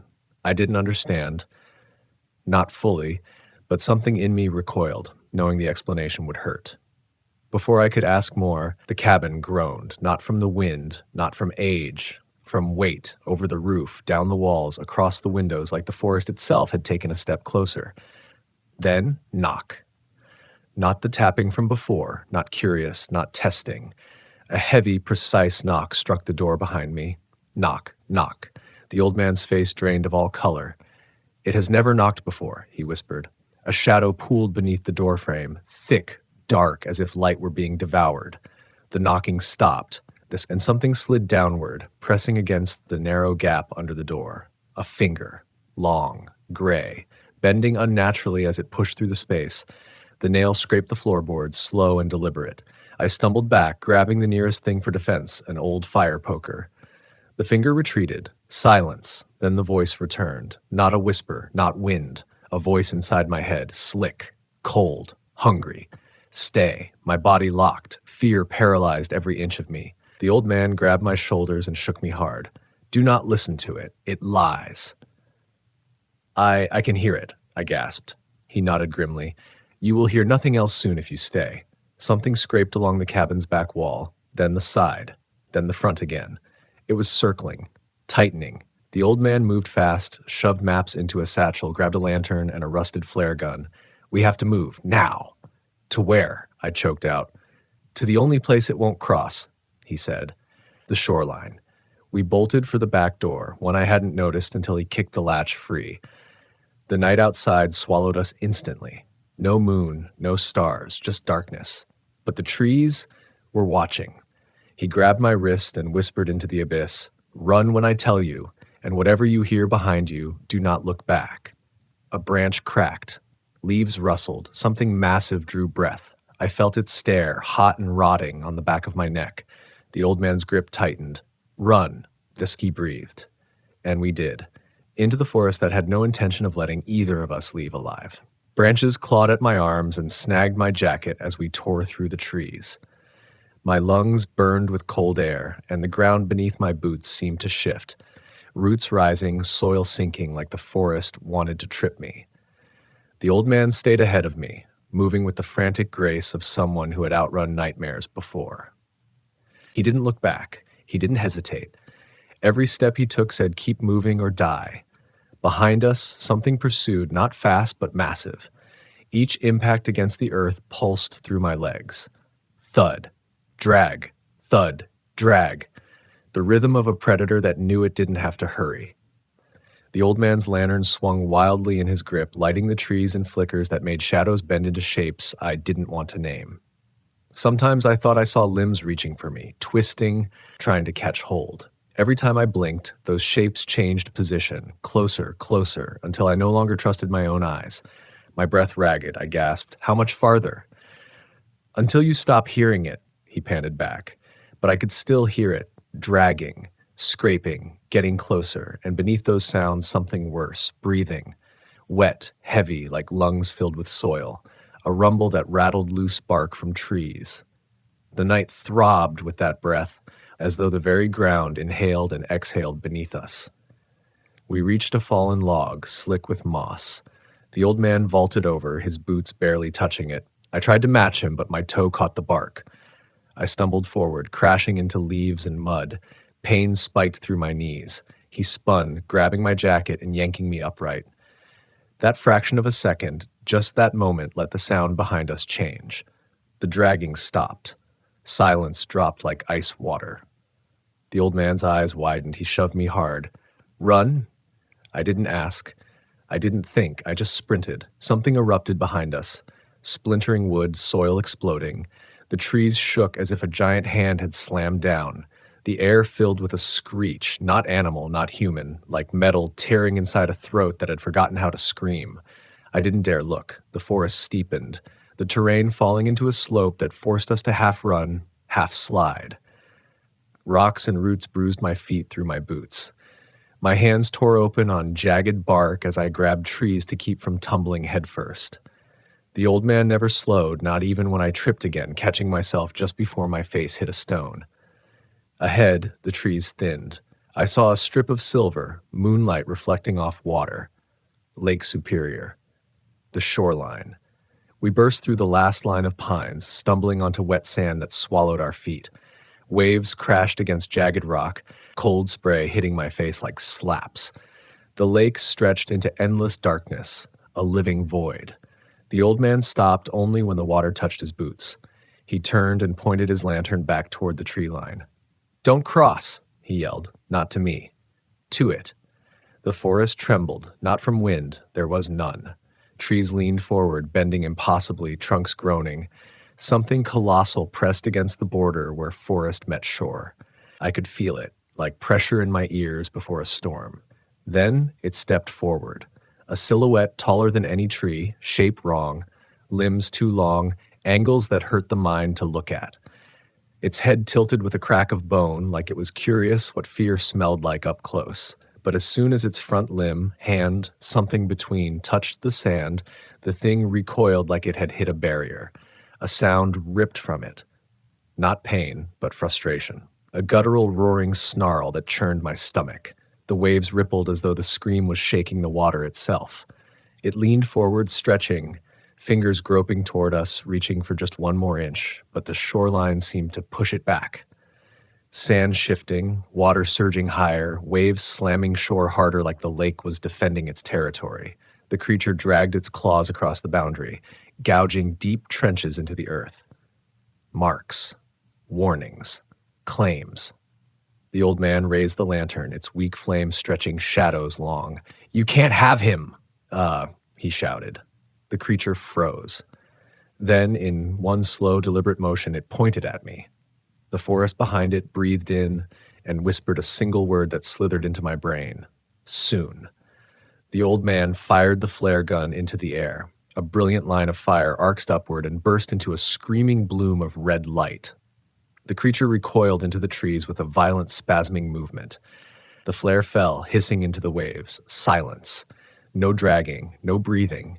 Just the crash of water and the old man's labored panting. I collapsed onto hands and knees, shaking uncontrollably. My thoughts were fragmented shards. I could barely form words.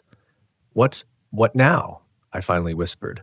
The old man didn't look at me. He stared at the dark wall of forest as though expecting it to lunge forward at any second. "Now," he said, "we wait until daylight. And then," his jaw clenched, "then we find a road it hasn't swallowed, and we run until we forget this place exists." I hugged myself, still shivering, though sweat soaked my shirt. "You said there was a cost." He nodded slowly. "You'll have nightmares, voices in the dark, places you can't go without feeling watched. That's the price for leaving where others never did." I swallowed hard. "Is there anything worse?" His voice cracked. "Yes, staying." For a long time, we stood there, listening to the water crash, letting the cold wind bite at our skin. My mind replayed every sound, every shadow from the night. The creature's whisper still echoed in my skull. Soon. It didn't feel like a threat. It felt like a promise. Eventually, exhaustion pinned my eyelids shut.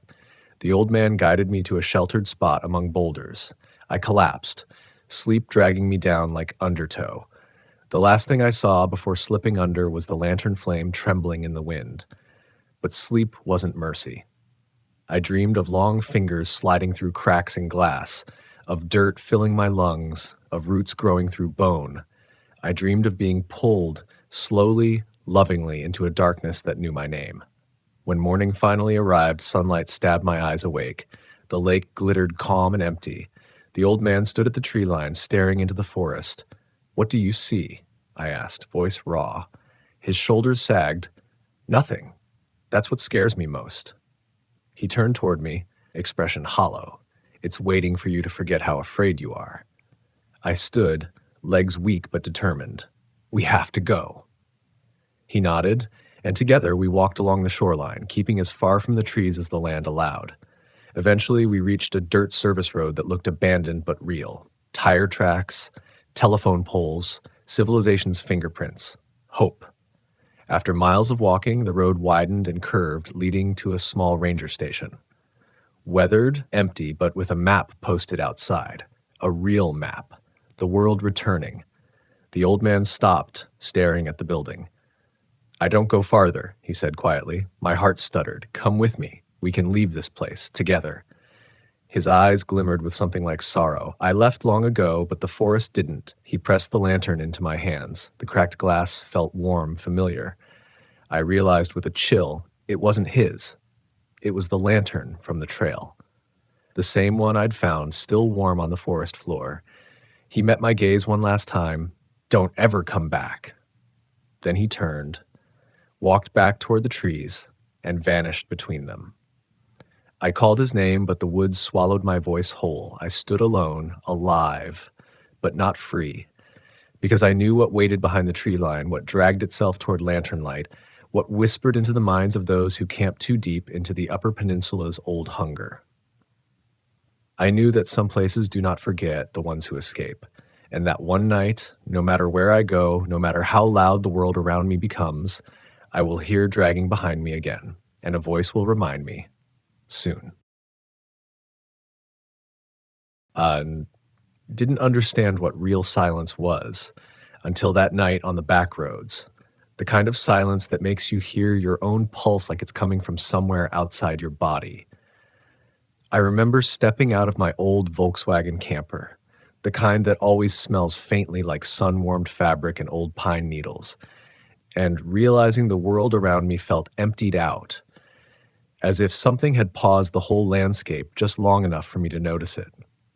I should have trusted that instinct. I should have turned the key, reversed back down that dirt track, and never looked over my shoulder.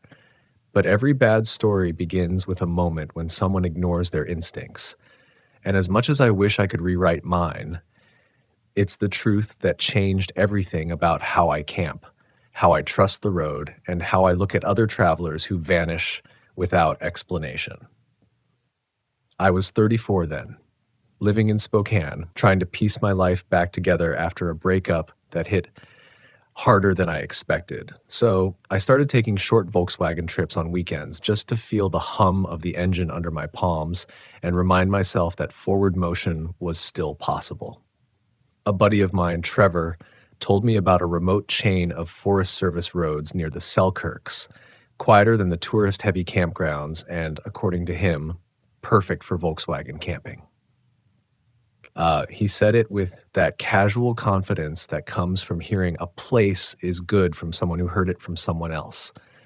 I didn't know then that this same area had quietly become part of a string of disappearances. RV travelers, van lifers, people who lived half on and half off the grid, people no one noticed missing until weeks later. I left early in the afternoon, and by the time the sun dropped, I was 40 miles off the main highway, navigating a trail so narrow that tree branches brushed dust off the sides of the van. I stopped at a clearing near an old stone fire ring, the kind that looked like it had been there longer than any memory I carried. It was colder than it should have been, but I chalked it up to altitude. I heated a can of chili, listened to the crickets, and convinced myself that this quiet was exactly what I needed.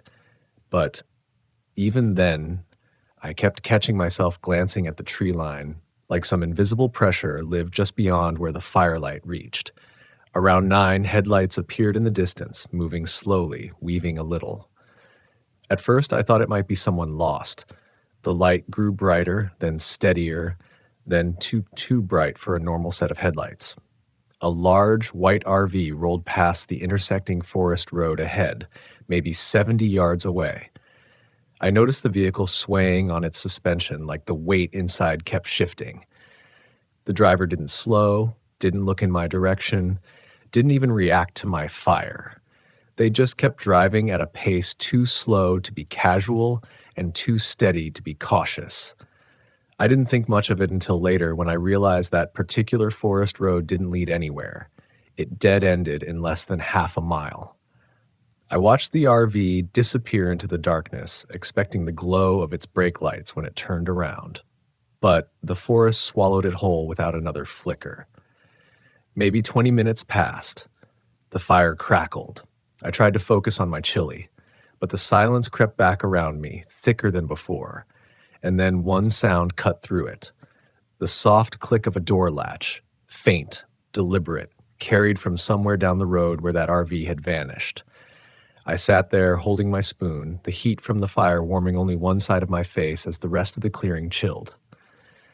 I told myself it was nothing, a branch breaking, a rock shifting, the engine of the RV settling after shutdown, something explainable.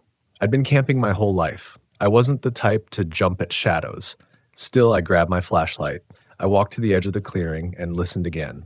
There was nothing. No engine, no movement, no voices. If someone was out there, they weren't walking. They were standing still. I turned back toward my Volkswagen and froze. The fire flickered in a sudden cross breeze, throwing shadows across the body of the van. For a second, I swore I saw a silhouette reflected in the metal. Just a smudge of human shape, and just when I focused on it, it vanished. I forced myself to laugh. Stress does that. It fills empty spaces with things from memory, things from fear. I shook my head and climbed into my van, locking the doors more out of routine than necessity. I turned on a small lantern and pulled a blanket over my legs and forced my mind to drift anywhere else. But sleep never came. Around midnight, a sound woke me. 3 taps on metal, light, spaced evenly. Not on the door, not on the window, on the back of the van. I sat up fast enough to make the lantern swing. My heartbeat was too loud. My throat went dry. I listened harder. Another 3 taps followed, exactly the same, like someone testing the metal. like they were trying to see how thick it was. I didn't open the blinds, didn't move. I just held my breath and waited for footsteps, a voice, anything that could tell me this was human. But the tapping stopped, and something worse took its place. The sound of slow, deliberate breathing coming from somewhere just outside the rear quarter panel. I could hear it through the thin Volkswagen wall, so close it felt like it was touching the metal. I grabbed the wrench I kept near the kitchenette. It felt stupidly small in my hand. The breathing shifted, turning into a low exhale that trailed off into silence. Then footsteps, 2 steps away from the van, then nothing more. I waited, counting seconds, then minutes. Eventually, the fire burned down low and darkness wrapped around everything. I didn't sleep at all, just sat there gripping the wrench, every sense sharpened to survival. At dawn, I finally opened the door. The clearing was empty. No footprints. No drag marks. No sign anyone had come near the van. The only prints belonged to me. Except one thing didn't match. On the back panel of my van, right near the air vent, were 3 faint smudges, horizontal streaks across the metal like someone with dirty hands had dragged their fingers across it. They were too high to be from me, too narrow for animal prints. I cleaned them with my sleeve just to make them disappear from sight, but the memory burned deeper than any stain. Despite everything, I convinced myself to stay one more night, because that's what denial does. It tells you you're being unreasonable, irrational, dramatic. It tells you that fear is just imagination misfiring, and I wanted so badly to believe that. So I drove farther up the trail. That decision still haunts me. A mile up the road, I found the RV. Not moving, not driving, not weaving. It was parked sideways across the road, blocking it completely. The engine wasn't running. The back door hung open, barely, and the whole vehicle leaned slightly to one side, like too much weight had shifted to the rear. I rolled to a stop about 30 feet back. My hands tightened around the steering wheel. The air around the RV felt wrong, stale, unmoving, as if even the breeze didn't want to touch it. I honked my horn once. No response. I honked again, longer. Still nothing. A cold ripple traveled down my spine. I stepped out, and that's when I saw the first sign that everything Trevor told me about this area, the quiet, the solitude, the untouched forests, had left out something crucial. There were marks on the dirt, deep ones, like the back end of the RV had been pushed, dragged, or lifted by something strong enough to shift the entire vehicle sideways across the road. And the footprints circling it weren't made by boots. They weren't human at all. They were shaped almost like hooves, except elongated, as if whatever made them balanced on the front edges alone. Some were deep, pressed inches into the dirt as though carrying significant weight, while others were faint, like something pacing in uneven circles. I crouched beside them, trying to convince myself they belonged to an elk, maybe a moose with a deformity, but none of those explanations fit. These tracks were too narrow, too precise, too intentional, like something testing the ground over and over, feeling its way around the RV before deciding what to do with it. I took a step back. The whole forest seemed to inhale around me, holding its breath. A strangely sweet, metallic smell drifted from the RV's open door. I'd smelled it before, days-old blood. Not fresh, not bright, the kind that clings to metal and wood long after the source is gone. But there were no flies, no swarming insects, no visible stain trailing down the steps. Just silence. I called out softly, "Hello, anyone inside?" My voice sounded too loud in the still air. The sound didn't echo, it just dissolved, like the trees refused to carry it any farther. I approached the RV slowly, wrench in hand, flashlight clipped to my belt even though sunrise already filtered through the branches. The closer I got, the more the back door seemed to shift slightly in the light breeze, opening a fraction wider, then drifting back, as if breathing. I touched it with 2 fingers. The door swung open fully. Inside, the air was colder, unnaturally so. My breath fogged. The metal fittings glinted with thin frost that shouldn't have formed in early September. I stepped in cautiously, though everything in me screamed to turn around. The RV was empty, but it didn't feel empty. Cupboard doors hung open, not broken, but neatly swung wide. Drawers, too. Clothing piled near the bed as if someone had been searching through it quickly, or as if someone had been packing to leave and then suddenly stopped. There were 2 coffee mugs on the counter, both half full, both cold. Whoever had been here wasn't alone. And then I noticed something else. The entry rug, tan with a faded geometric pattern, was rumpled and skewed. Under it, a long smear of dirt stretched in a wavering line toward the back wall. Not a blood smear, not anything dramatic, just dirt, like someone had been dragged out of the RV by their ankles after walking through the forest floor. I didn't want to follow the trail, but my feet moved anyway. At the back wall, the smear curved left, ending abruptly at a hatch, a small storage compartment built into the floor. I tried to lift it. Locked. Then I noticed something. The lock wasn't latched from the outside. It was bent inward, twisted, like something inside had tried to force its way out. A chill crawled up my neck. I stepped back out of the RV, forcing myself to breathe normally, telling myself I'd go straight to the ranger station, report the vehicle, get out of these woods before anything else happened. I walked toward my Volkswagen, gripping my keys so tightly the edges dug into my palm, and then I froze. My Volkswagen wasn't the way I left it. The side door, my sliding door, was open, just a few inches. Enough for someone to slip inside, enough for something to slip out. My heartbeat thudded in my throat. I raised my wrench and approached slowly, step by step, forcing myself not to run. Every instinct screamed that if I turned around, if I bolted, whatever had gotten into my van would follow. When I reached the door, I stopped breathing. Inside, my bed cushions were disturbed, my lantern lay on its side, and on the floor near the rear wheel well was dirt. Not the soft loam of the forest floor near the clearing, but the same pale gray dust I'd seen caked on the tires of the abandoned RV.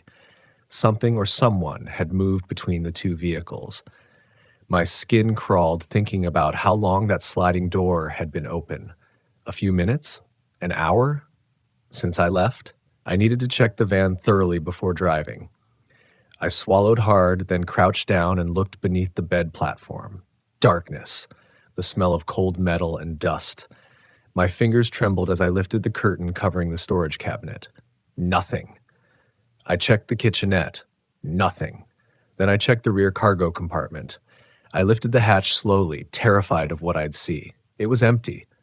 But carved into the inside of the hatch, deep gouges etched into the wood, were 3 vertical lines, sharp at the top, widening at the bottom. Not claw marks, not scratches. More like something had pressed down deliberately, carving symbols or leaving a message. I ran my thumb along them. The wood fibers were frayed, freshly made. Whatever carved those marks had been inside recently. That was it. I slammed the hatch shut, grabbed my keys, and jumped into the front seat. I didn't care what direction I drove. I just needed to get distance, put miles between me and that RV. I turned the ignition. The engine sputtered. No. I tried again. The starter clicked twice, then fell dead. My Volkswagen never did this. I maintained it obsessively. I knew its engine like my own breath. A cold panic clawed at my ribs. I popped the rear hatch and ran around to the engine bay. When I opened it, the sight hit me so hard I staggered. The distributor cap was missing. Not broken, not cracked, removed. Someone had reached in and pulled it out carefully, effectively disabling the van. But that wasn't what made my hands shake. There were more of those strange prints, dusty, narrow, elongated, tracking across the top of the engine bay, heading toward the wooded slope behind the van. Something had taken the part. Something that didn't fear getting close to me. I backed away quickly, clutching the wrench like a lifeline. My mind raced through worst-case scenarios. I was miles from any main road, no cell service, no one knew I was here. And something was moving through the woods with deliberate intent, disabling vehicles, stalking campers, leaving marks as if mocking our attempts to understand it. I had only one option: go on foot and hope I could find higher ground or a service road. Before I left, I looked back at the RV one last time. The door was now fully open, wide, swinging slightly even though the air was still. I didn't wait to see if anything stepped out. I grabbed my pack, slung it over my shoulders, and started up the slope toward the ridge. The trees grew denser quickly, the ground softening into a bed of pine needles that muffled my footsteps. The air felt heavy, like it pressed down on my chest. Every few minutes, I glanced over my shoulder. That's when I first heard it. A hollow knocking sound, echoing faintly through the trees. Not fast, not rhythmic, just testing. 3 knocks. Pause. 3 more. The same cadence that had tapped the back of my van the night before.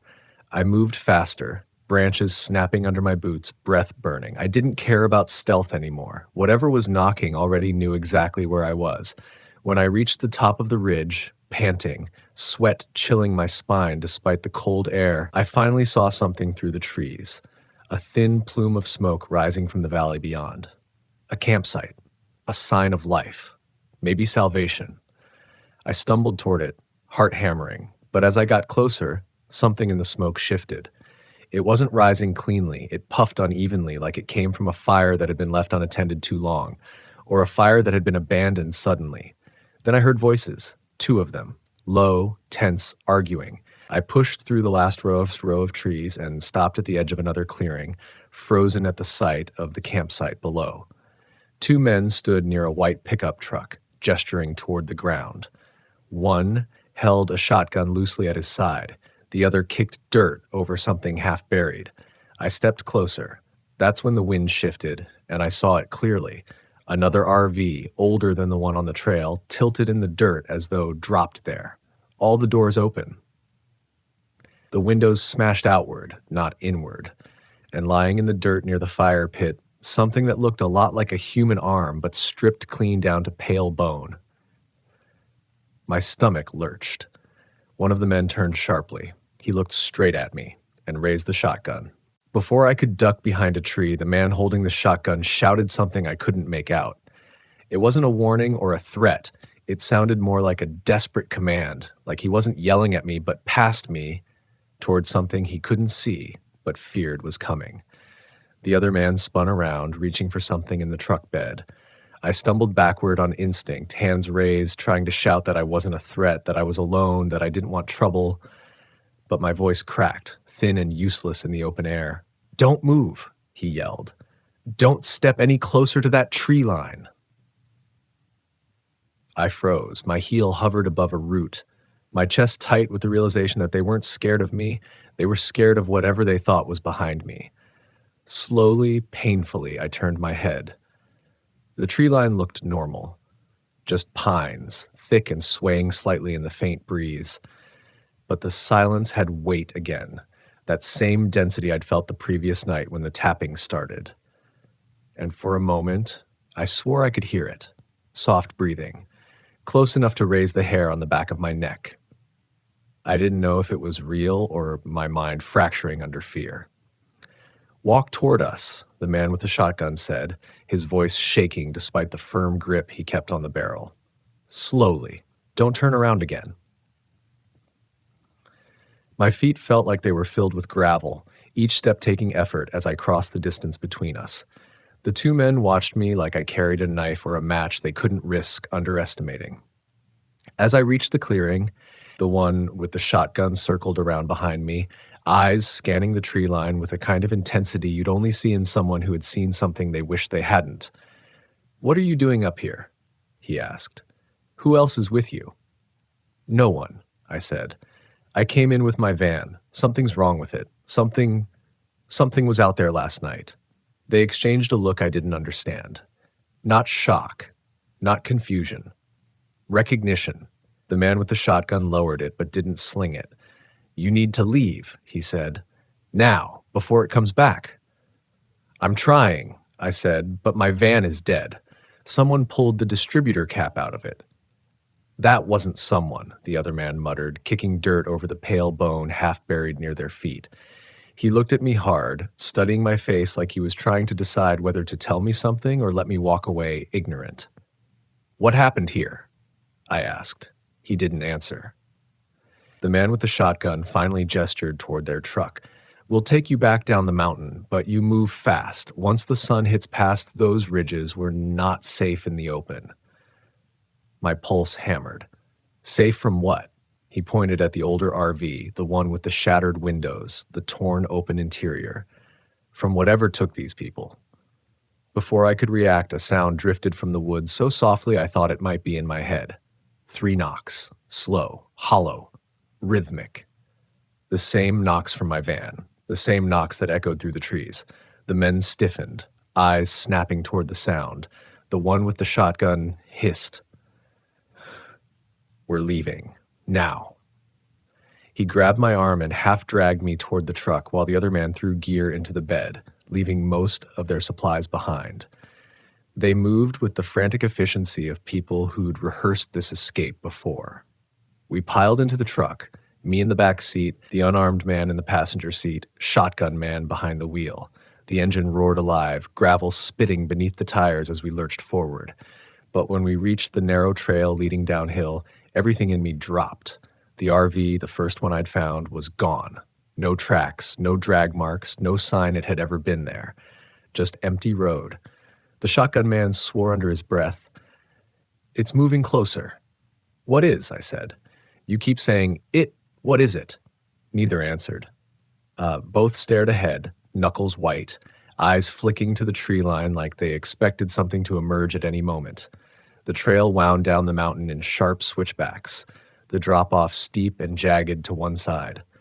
I clung to the seat as the truck bounced over rocks and potholes, the suspension groaning. We had gone maybe half a mile when something stepped into the road ahead. It was tall. Too tall. At first I thought it was a tree trunk that had fallen into the path, but then it moved, slow and deliberate, turning its body toward us. The shape was long-limbed, its joints slightly off, like someone had drawn a human figure from memory but stretched it wrong. Its skin, or whatever covered it, seemed more like dried bark than flesh, and at the ends of its elongated arms were 3 curved protrusions, poised downward like the points of a carving tool. It didn't have a face, just angles where a face should be. The truck skidded sideways as the shotgun man slammed the brakes. The creature tilted its head, the movement jerky, unnatural. And then, in the stillness, it lifted one long arm and tapped its curved protrusions against the side of a toppled log. 3 knocks. Slow, taunting. The shotgun roared before I even realized the driver had pulled the trigger. The blast echoed across the valley, scattering birds from the canopy. When the smoke cleared, the creature was gone. But the log it had tapped on was now positioned diagonally across the road, blocking the path. We're going off-road, the driver said, throwing the truck into reverse and spinning it hard to the right. Branches whipped against the windows as we plunged into the undergrowth. The world became chaos. Shrieking metal, pine boughs slashing across the windshield, the truck lurching over uneven ground. I gripped the seat until my knuckles ached. Behind us, the knocking returned. Farther this time, then closer, then impossibly close, right against the truck bed. 3 knocks. The passenger turned, shotgun raised, shouting for me to hold on. We burst from the tree line onto a narrow service road I hadn't seen on any maps. The truck fishtailed, corrected, and then surged forward.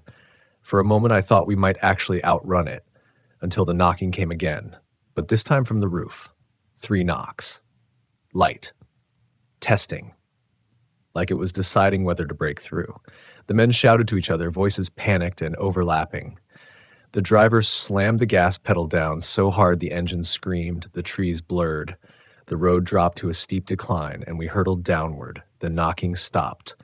A moment of silence. And then, something slid across the roof, weight shifting toward the windshield. The passenger fired straight upward through the ceiling. The blast punched a hole clean through the metal. Splinters of roof insulation rained down on us. The truck swerved violently. I braced my hands against the headrest in front of me, breath caught in my throat. A shriek, thin, dry, splitting like fabric tearing, echoed above us. Then, nothing. We broke through the thinner part of the forest and onto the main gravel road. The driver didn't slow until we hit pavement 20 minutes later, and even then, he kept glancing at the rearview mirror like he half expected the creature to sprint out of the trees and keep pace with us. It never did, Not that day. Not in the days after. But I think about it every time I drive alone. When they dropped me at a ranger station, the men didn't stay long enough to give their full names. They warned the ranger that the trail to the upper ridge needed to be closed, said they'd seen fresh evidence of activity, and drove off before anyone could question them further. My Volkswagen was recovered 2 days later. Distributor cap lying on the driver's seat. Not lost, not dirty. Placed there, like a reminder. I sold the van 3 months later. But the thing I can't shake, the thing that still wakes me sometimes in the coldest hour of the night, wasn't the knocking or the creature or the knowledge that people vanished on those back roads long before I stumbled into the pattern. It was the final thing the shotgun man said to me before they drove away, a sentence so quiet I almost missed it. "It doesn't take the vehicles," he said. "It takes who opens the door." And I think about that every time I hear an unexplained sound in the dark, because I remember the one mistake I made that night in the clearing. I opened mine. I used to believe fear existed only in stories people told to feel important, until one cold night proved to me that some warnings sound exaggerated, but the truth beneath them is almost impossible to explain. My name is Marcus. I was 36 years old when I decided I was done laughing at outlandish camping tales. I grew up in Flagstaff, Arizona, surrounded by people who treated the outdoors like a proving ground. If you got scared, you were weak. If you heard something strange at night, you blamed coyotes or the wind and went back to sleep. That mindset followed me into adulthood, into my work as a freelance videographer, and into my faded blue Volkswagen camper that I rebuilt piece by piece in my driveway. I took pride in being rational. I chased stories across the Southwest. Viral threads about haunted campgrounds, whispered warnings about places where RVers disappeared, bizarre accounts that always seemed to end with "you had to be there." My plan was simple. Camp where the stories happened, experience nothing, and prove that fear thrives on exaggeration. I told myself I wasn't chasing danger, I was chasing clarity. That mindset carried me to a Bureau of Land Management site outside Hanksville, Utah, a stretch of red earth so empty it felt unfinished. No marked campsites, no ranger station, just a dirt road, a weathered sign half buried in sand, and miles of open silence. Online forums were full of warnings about this place. People claimed they heard engines idling in the distance with no vehicles in sight. Others talked about knocking on RV doors that stopped the moment you answered. One post insisted someone followed their camper on foot for hours, always just outside the beam of their headlights. I parked my Volkswagen facing the horizon, backed by a wall of stone that caught the last orange light of sunset. The air smelled metallic, like hot dust and old rain that never fully evaporated. As night fell, the temperature dropped fast, the kind of cold that sneaks in through your boots before you realize it. I cooked dinner with the side door open, listening as the quiet settled. No insects, no wind, just the faint ticking of the engine cooling down. That was the first thing that unsettled me. The quiet wasn't natural. It wasn't peaceful. It felt restrained, as if something was waiting for permission to make noise. I told myself fear always starts with expectation. I had read too many stories. I had primed my brain. So I closed the door, climbed into my sleeping bag, and let the darkness press against the windows. Somewhere around midnight, I woke to a sound that didn't belong in the desert. A knock. Not loud. Not aggressive. Just a firm, deliberate tap against the side of the van. I froze, every muscle locked, listening for the follow-up that never came. No voice. No footsteps. Just silence again, heavier this time. I waited, counting my breaths, telling myself it was thermal expansion, a shifting rock, anything that fit inside logic. 5 minutes passed, then 10. I almost convinced myself to laugh it off when the knock came again. Same spot, same pressure, like someone testing whether I was awake. I didn't answer. I didn't move. My heart hammered so hard I was sure it would give me away. I strained to hear footsteps in the dirt, the crunch of gravel, the shuffle of boots. Nothing. The silence returned, thicker than before, as if it absorbed sound instead of carrying it. Eventually, exhaustion won. I slept in fragments, drifting in and out of shallow dreams where engines idled just beyond sight. When morning came, the desert looked harmless again. No footprints, no marks on the van, nothing out of place. I filmed my sunrise outrow, calm and collected, explaining how fear feeds on suggestion. I even smiled at the camera. But as I drove away, I noticed something that tightened my grip on the steering wheel. Parallel lines in the dirt ran alongside my tire tracks for nearly a mile before fading into nothing. Too evenly spaced to be animal tracks.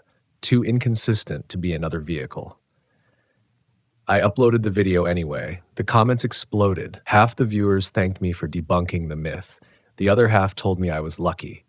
That luck, I would learn, has a short lifespan. A month later, I took the Volkswagen north into Oregon, chasing a story I genuinely believed was ridiculous. There was an old forest campground near the edge of the Ochoco National Forest that people claimed repeated sounds. Campers said that if you laughed, the forest laughed back, but wrong. Slower.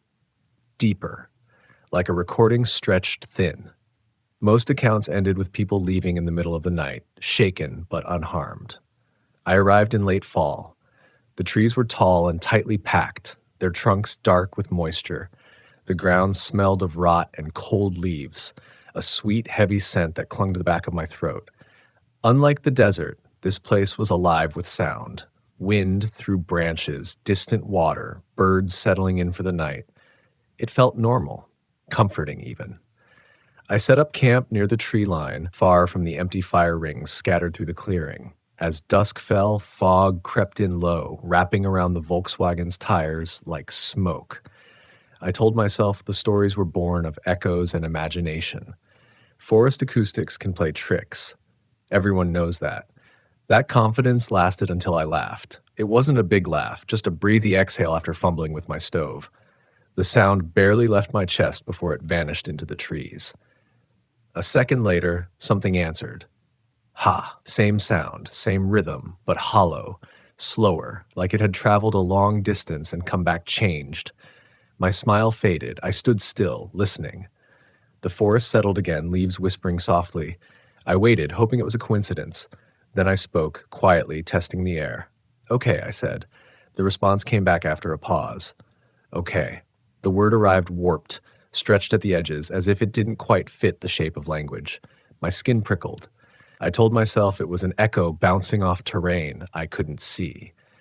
Rational explanations stacked up fast in my head, each one fighting to drown out the unease creeping up my spine. I didn't test it again. I went inside the van, locking the doors, feeling foolish for how fast my hands were shaking. Night deepened. The fog pressed against the windows, turning the world into a small, dim bubble. Somewhere outside, a branch snapped, then another. And then, from far too close, I heard my own voice say my name, not shouted, not whispered, spoken casually like someone standing just out of sight.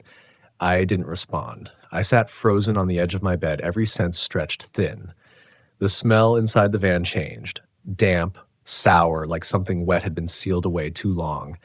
My breath came shallow as panic tightened its grip. The voice didn't repeat itself. Instead, it began to pace, footsteps circling the Volkswagen slowly, deliberately, crunching leaves underfoot. Each step sounded wrong, too evenly spaced, too patient. I reached for the keys, fumbling, nearly dropping them as another sound joined the rhythm. Knuckles brushing metal. Not knocking. Feeling.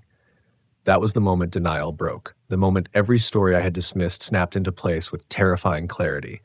Fear surged hot and electric, overriding pride and reason. I started the engine, headlights slicing through fog as I threw the van into gear. The footsteps quickened, staying just outside the beams. I didn't look back.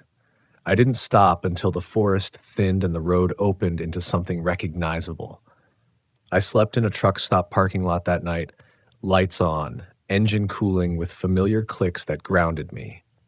In the morning, I smelled smoke in my clothes that hadn't been there before. Damp leaves clung to my tires, packed deep into the treads. I never posted that video. It took months before I understood what those nights taught me.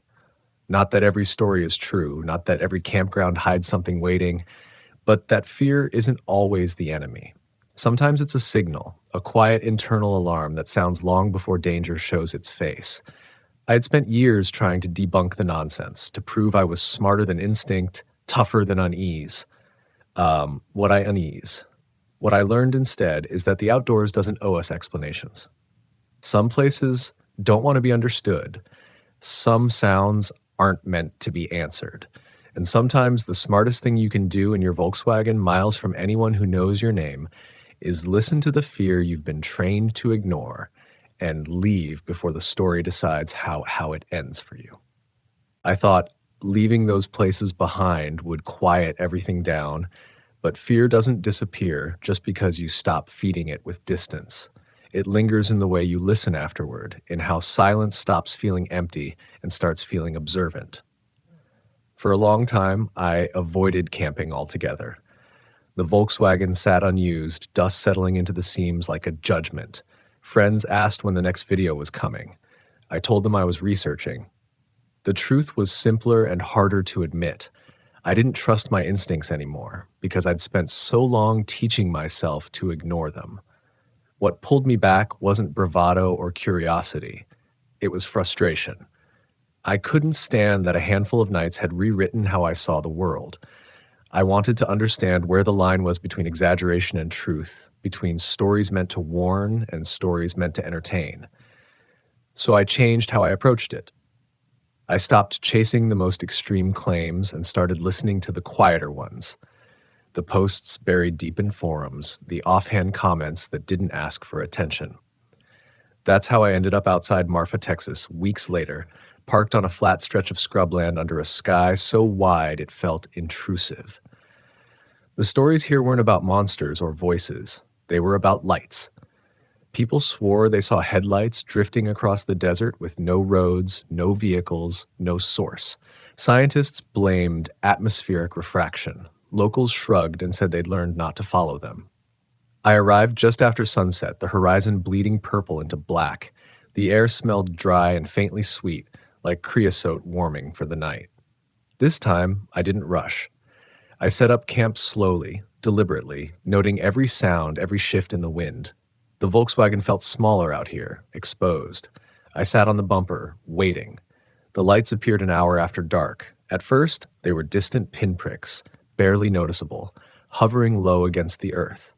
They moved smoothly, gliding left to right, then stopping abruptly. My chest tightened, but not with panic. This was different. This was fascination tangled with caution. I filmed from a distance, narrating quietly, grounding myself in observation. The lights split, merged, brightened, then dimmed. No sound accompanied them, no vibration in the ground, just motion where motion didn't belong. When one of them began drifting closer, instinct stirred. Not fear yet, something subtler, unease edged with responsibility. I remembered the desert tracks in Utah, the pacing footsteps in Oregon, how every bad decision started with one small choice to push a boundary.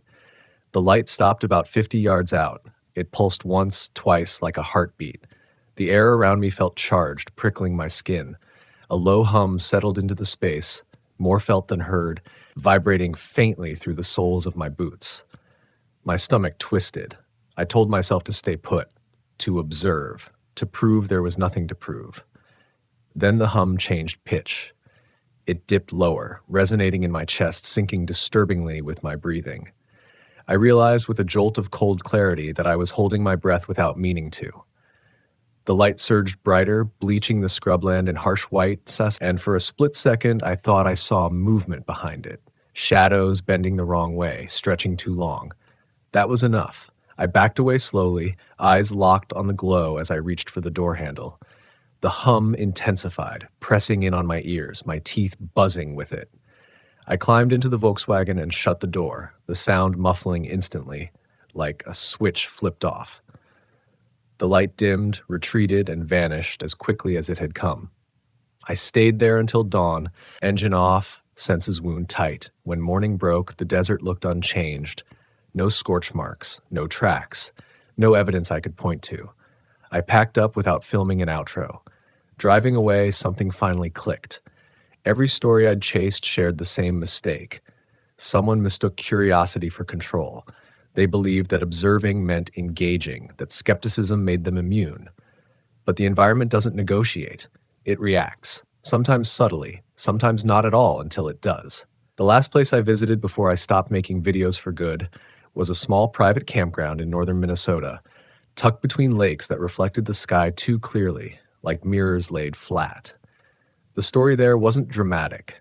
Campers reported feeling watched, constantly, even in broad daylight. No sightings, no sounds, just the pressure of attention. I parked near the water, the Volkswagen framed by tall pines. The air smelled cold and clean, sharp enough to sting. Loons called across the lake, their cries stretching long and mournful. I set up camp early, determined to leave before dark if things felt wrong. That promise didn't last. As the sun dipped, the watching sensation settled in. It wasn't directional. I couldn't pinpoint it. It was everywhere and nowhere, like standing in a room where you know someone is behind you, but every time you turn, there's nothing there. My shoulders tightened. I felt exposed, transparent. I tried to distract myself, cooking, organizing gear, but the pressure followed. Even inside the van with doors locked, it persisted. The temperature dropped steadily, cold seeping through the floor, numbing my feet.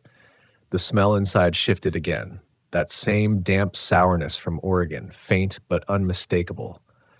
That's when I understood the real danger of these stories. Not the lights, not the sounds, not even whatever causes them.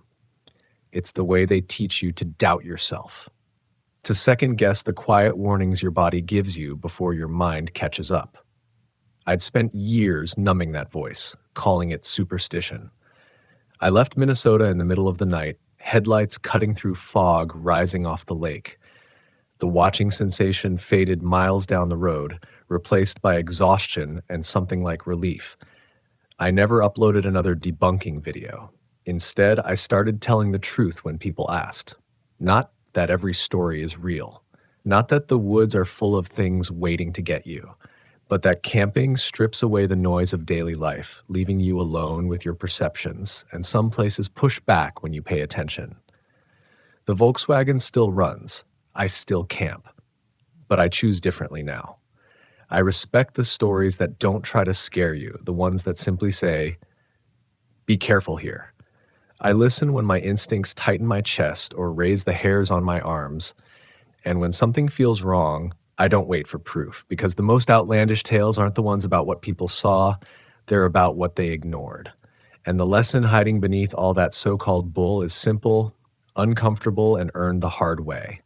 Out there, far from help, fear isn't weakness. It's information.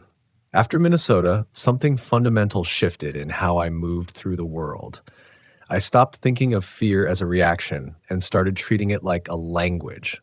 Not a loud one, not dramatic, more like a low signal that only makes sense if you don't talk over it. I kept the Volkswagen, I kept traveling, but I stopped hunting the biggest stories. Instead, I paid attention to the smaller ones, the moments people dismissed because nothing technically happened. That's how I found myself months later in northern New Mexico, camped just outside a high desert town so small it barely qualified as a place.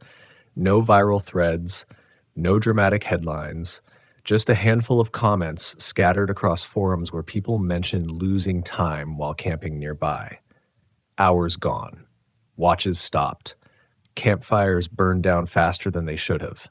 Most of them laughed it off in the same breath they mentioned it. I arrived in late afternoon, the sun hanging low and harsh, washing the land in pale gold. The ground was hard-packed dirt scattered with scrub and stone. The wind carried a dry, chalky smell that coated my tongue.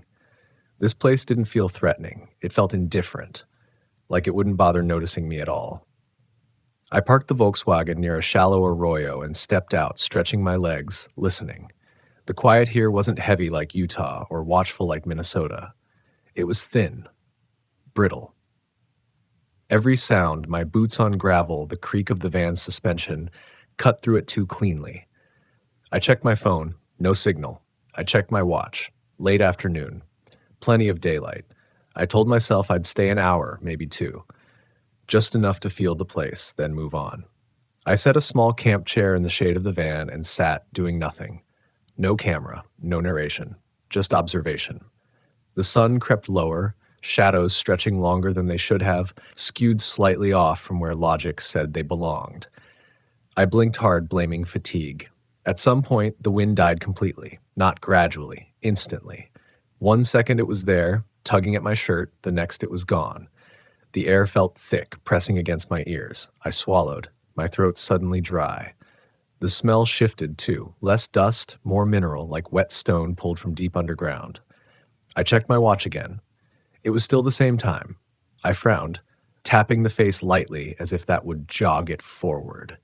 The second hand ticked, steady and precise, but the minute hand refused to move. A ripple of unease ran through me, not sharp enough to panic, but persistent. I stood, pacing a few steps away from the van, then back again. The sun seemed wrong, too low for the time my watch insisted it was.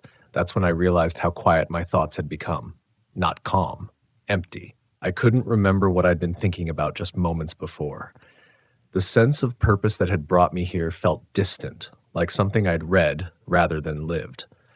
I stood there, hands at my sides, staring at the horizon, unsure how long I'd been standing still. The first sound snapped me back, a faint crack like wood shifting under pressure. It came from the arroyo. I turned toward it, heart rate ticking up, scanning the shallow channel. Nothing moved. No animals. No shadows. Then I heard it again, closer this time. Crack. Pause. Crack.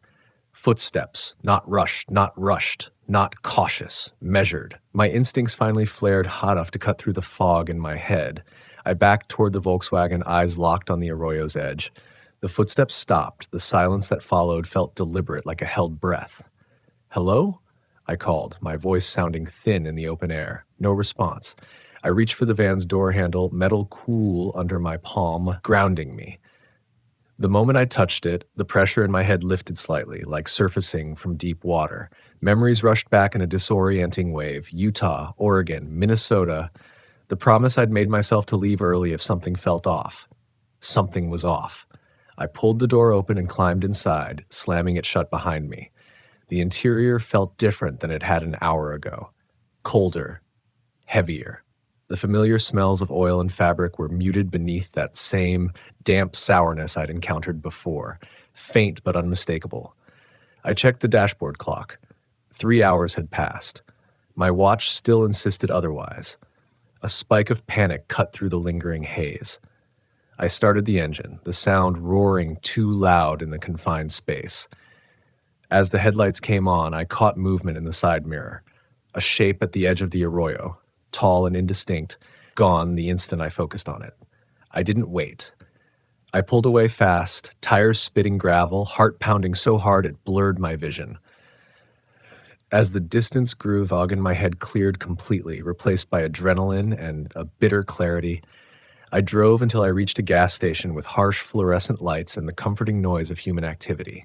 Inside, I washed my face with cold water, staring at my reflection, grounding myself in the present.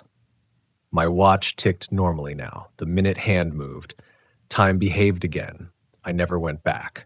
That was the moment I stopped trying to draw lines between what was real and what wasn't. Because the truth is, reality doesn't need to break rules to be dangerous. It just needs you to stop paying attention long enough to step where you shouldn't. These days, when people ask me about the most outlandish RV camping tales, I don't laugh anymore. I don't debunk them either. I ask questions. Where were you when it happened? What did it feel like before you noticed something was wrong? Did you stay longer than you meant to? Because the pattern is always the same. The environment doesn't attack. It erodes. It presses gently until your sense of normal slips just enough for mistakes to happen, until you ignore the tightness in your chest, until you trust the story you want to tell more than the warning your body is giving you. I still believe most tales grow in the retelling. Fear sharpens edges, memory fills gaps, but I also know this. Every exaggeration starts with a moment that didn't feel safe, and someone choosing to explain it away instead of leaving. If you take anything from my time on the road, From all those nights alone in a Volkswagen with nothing but darkness and my own thoughts for company, let it be this. You don't need to prove you're brave out there.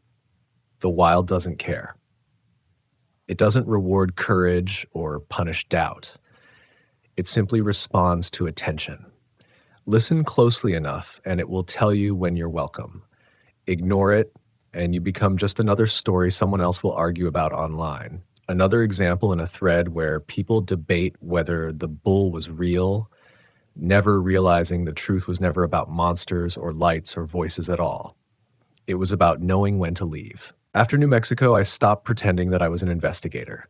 That word implies control, distance, authority. What I really was, what I had always been, was a participant. Every place I camped didn't just sit there waiting to be understood. It responded to me being there, to my attention, to my willingness to stay. Once I accepted that, the road felt different, quieter but sharper.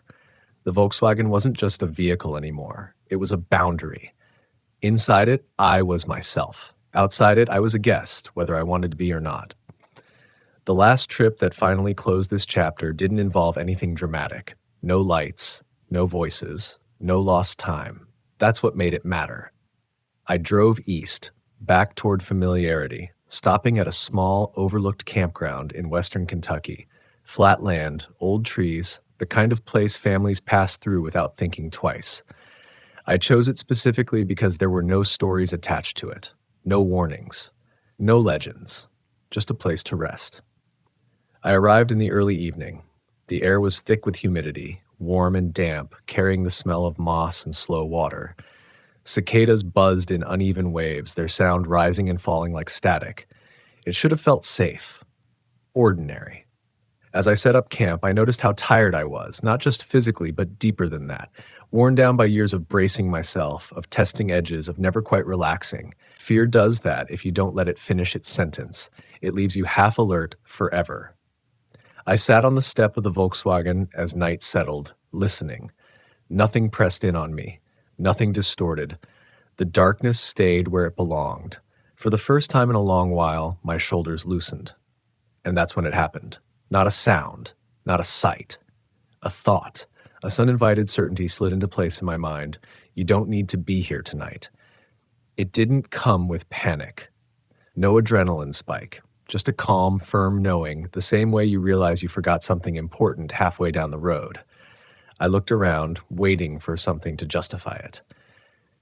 There was nothing. Families laughed quietly 2 sites over. A fire crackled somewhere nearby. The world looked exactly how it should.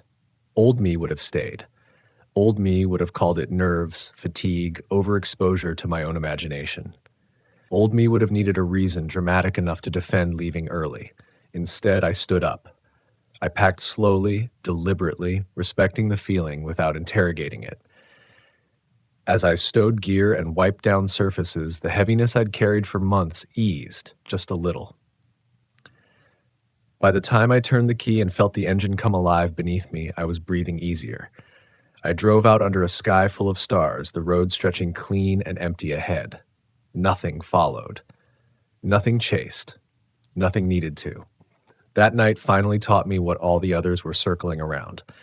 The most dangerous lie we tell ourselves out there isn't that monsters exist or that campgrounds are cursed.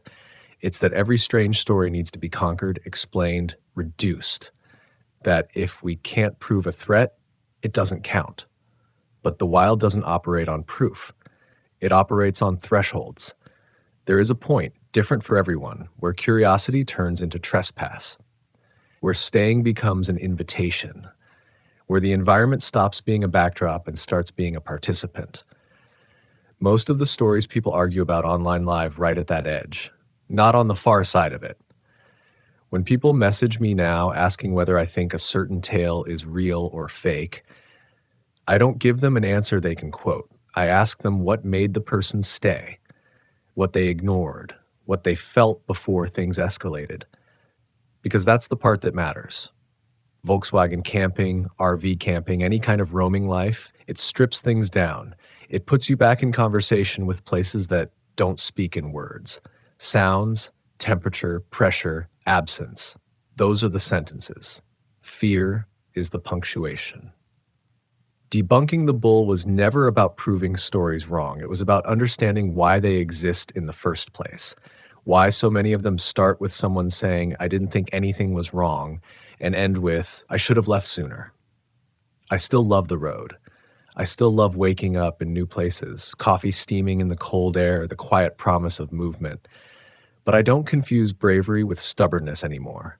I don't chase unease to prove a point. If something feels off, I listen. If the land seems to push back, I step away. Not because I'm afraid, but because I've learned that respect travels farther than skepticism ever did. Out there, the line between a story and a warning is thinner than people want to admit. And knowing when to leave, that's not weakness, that's survival.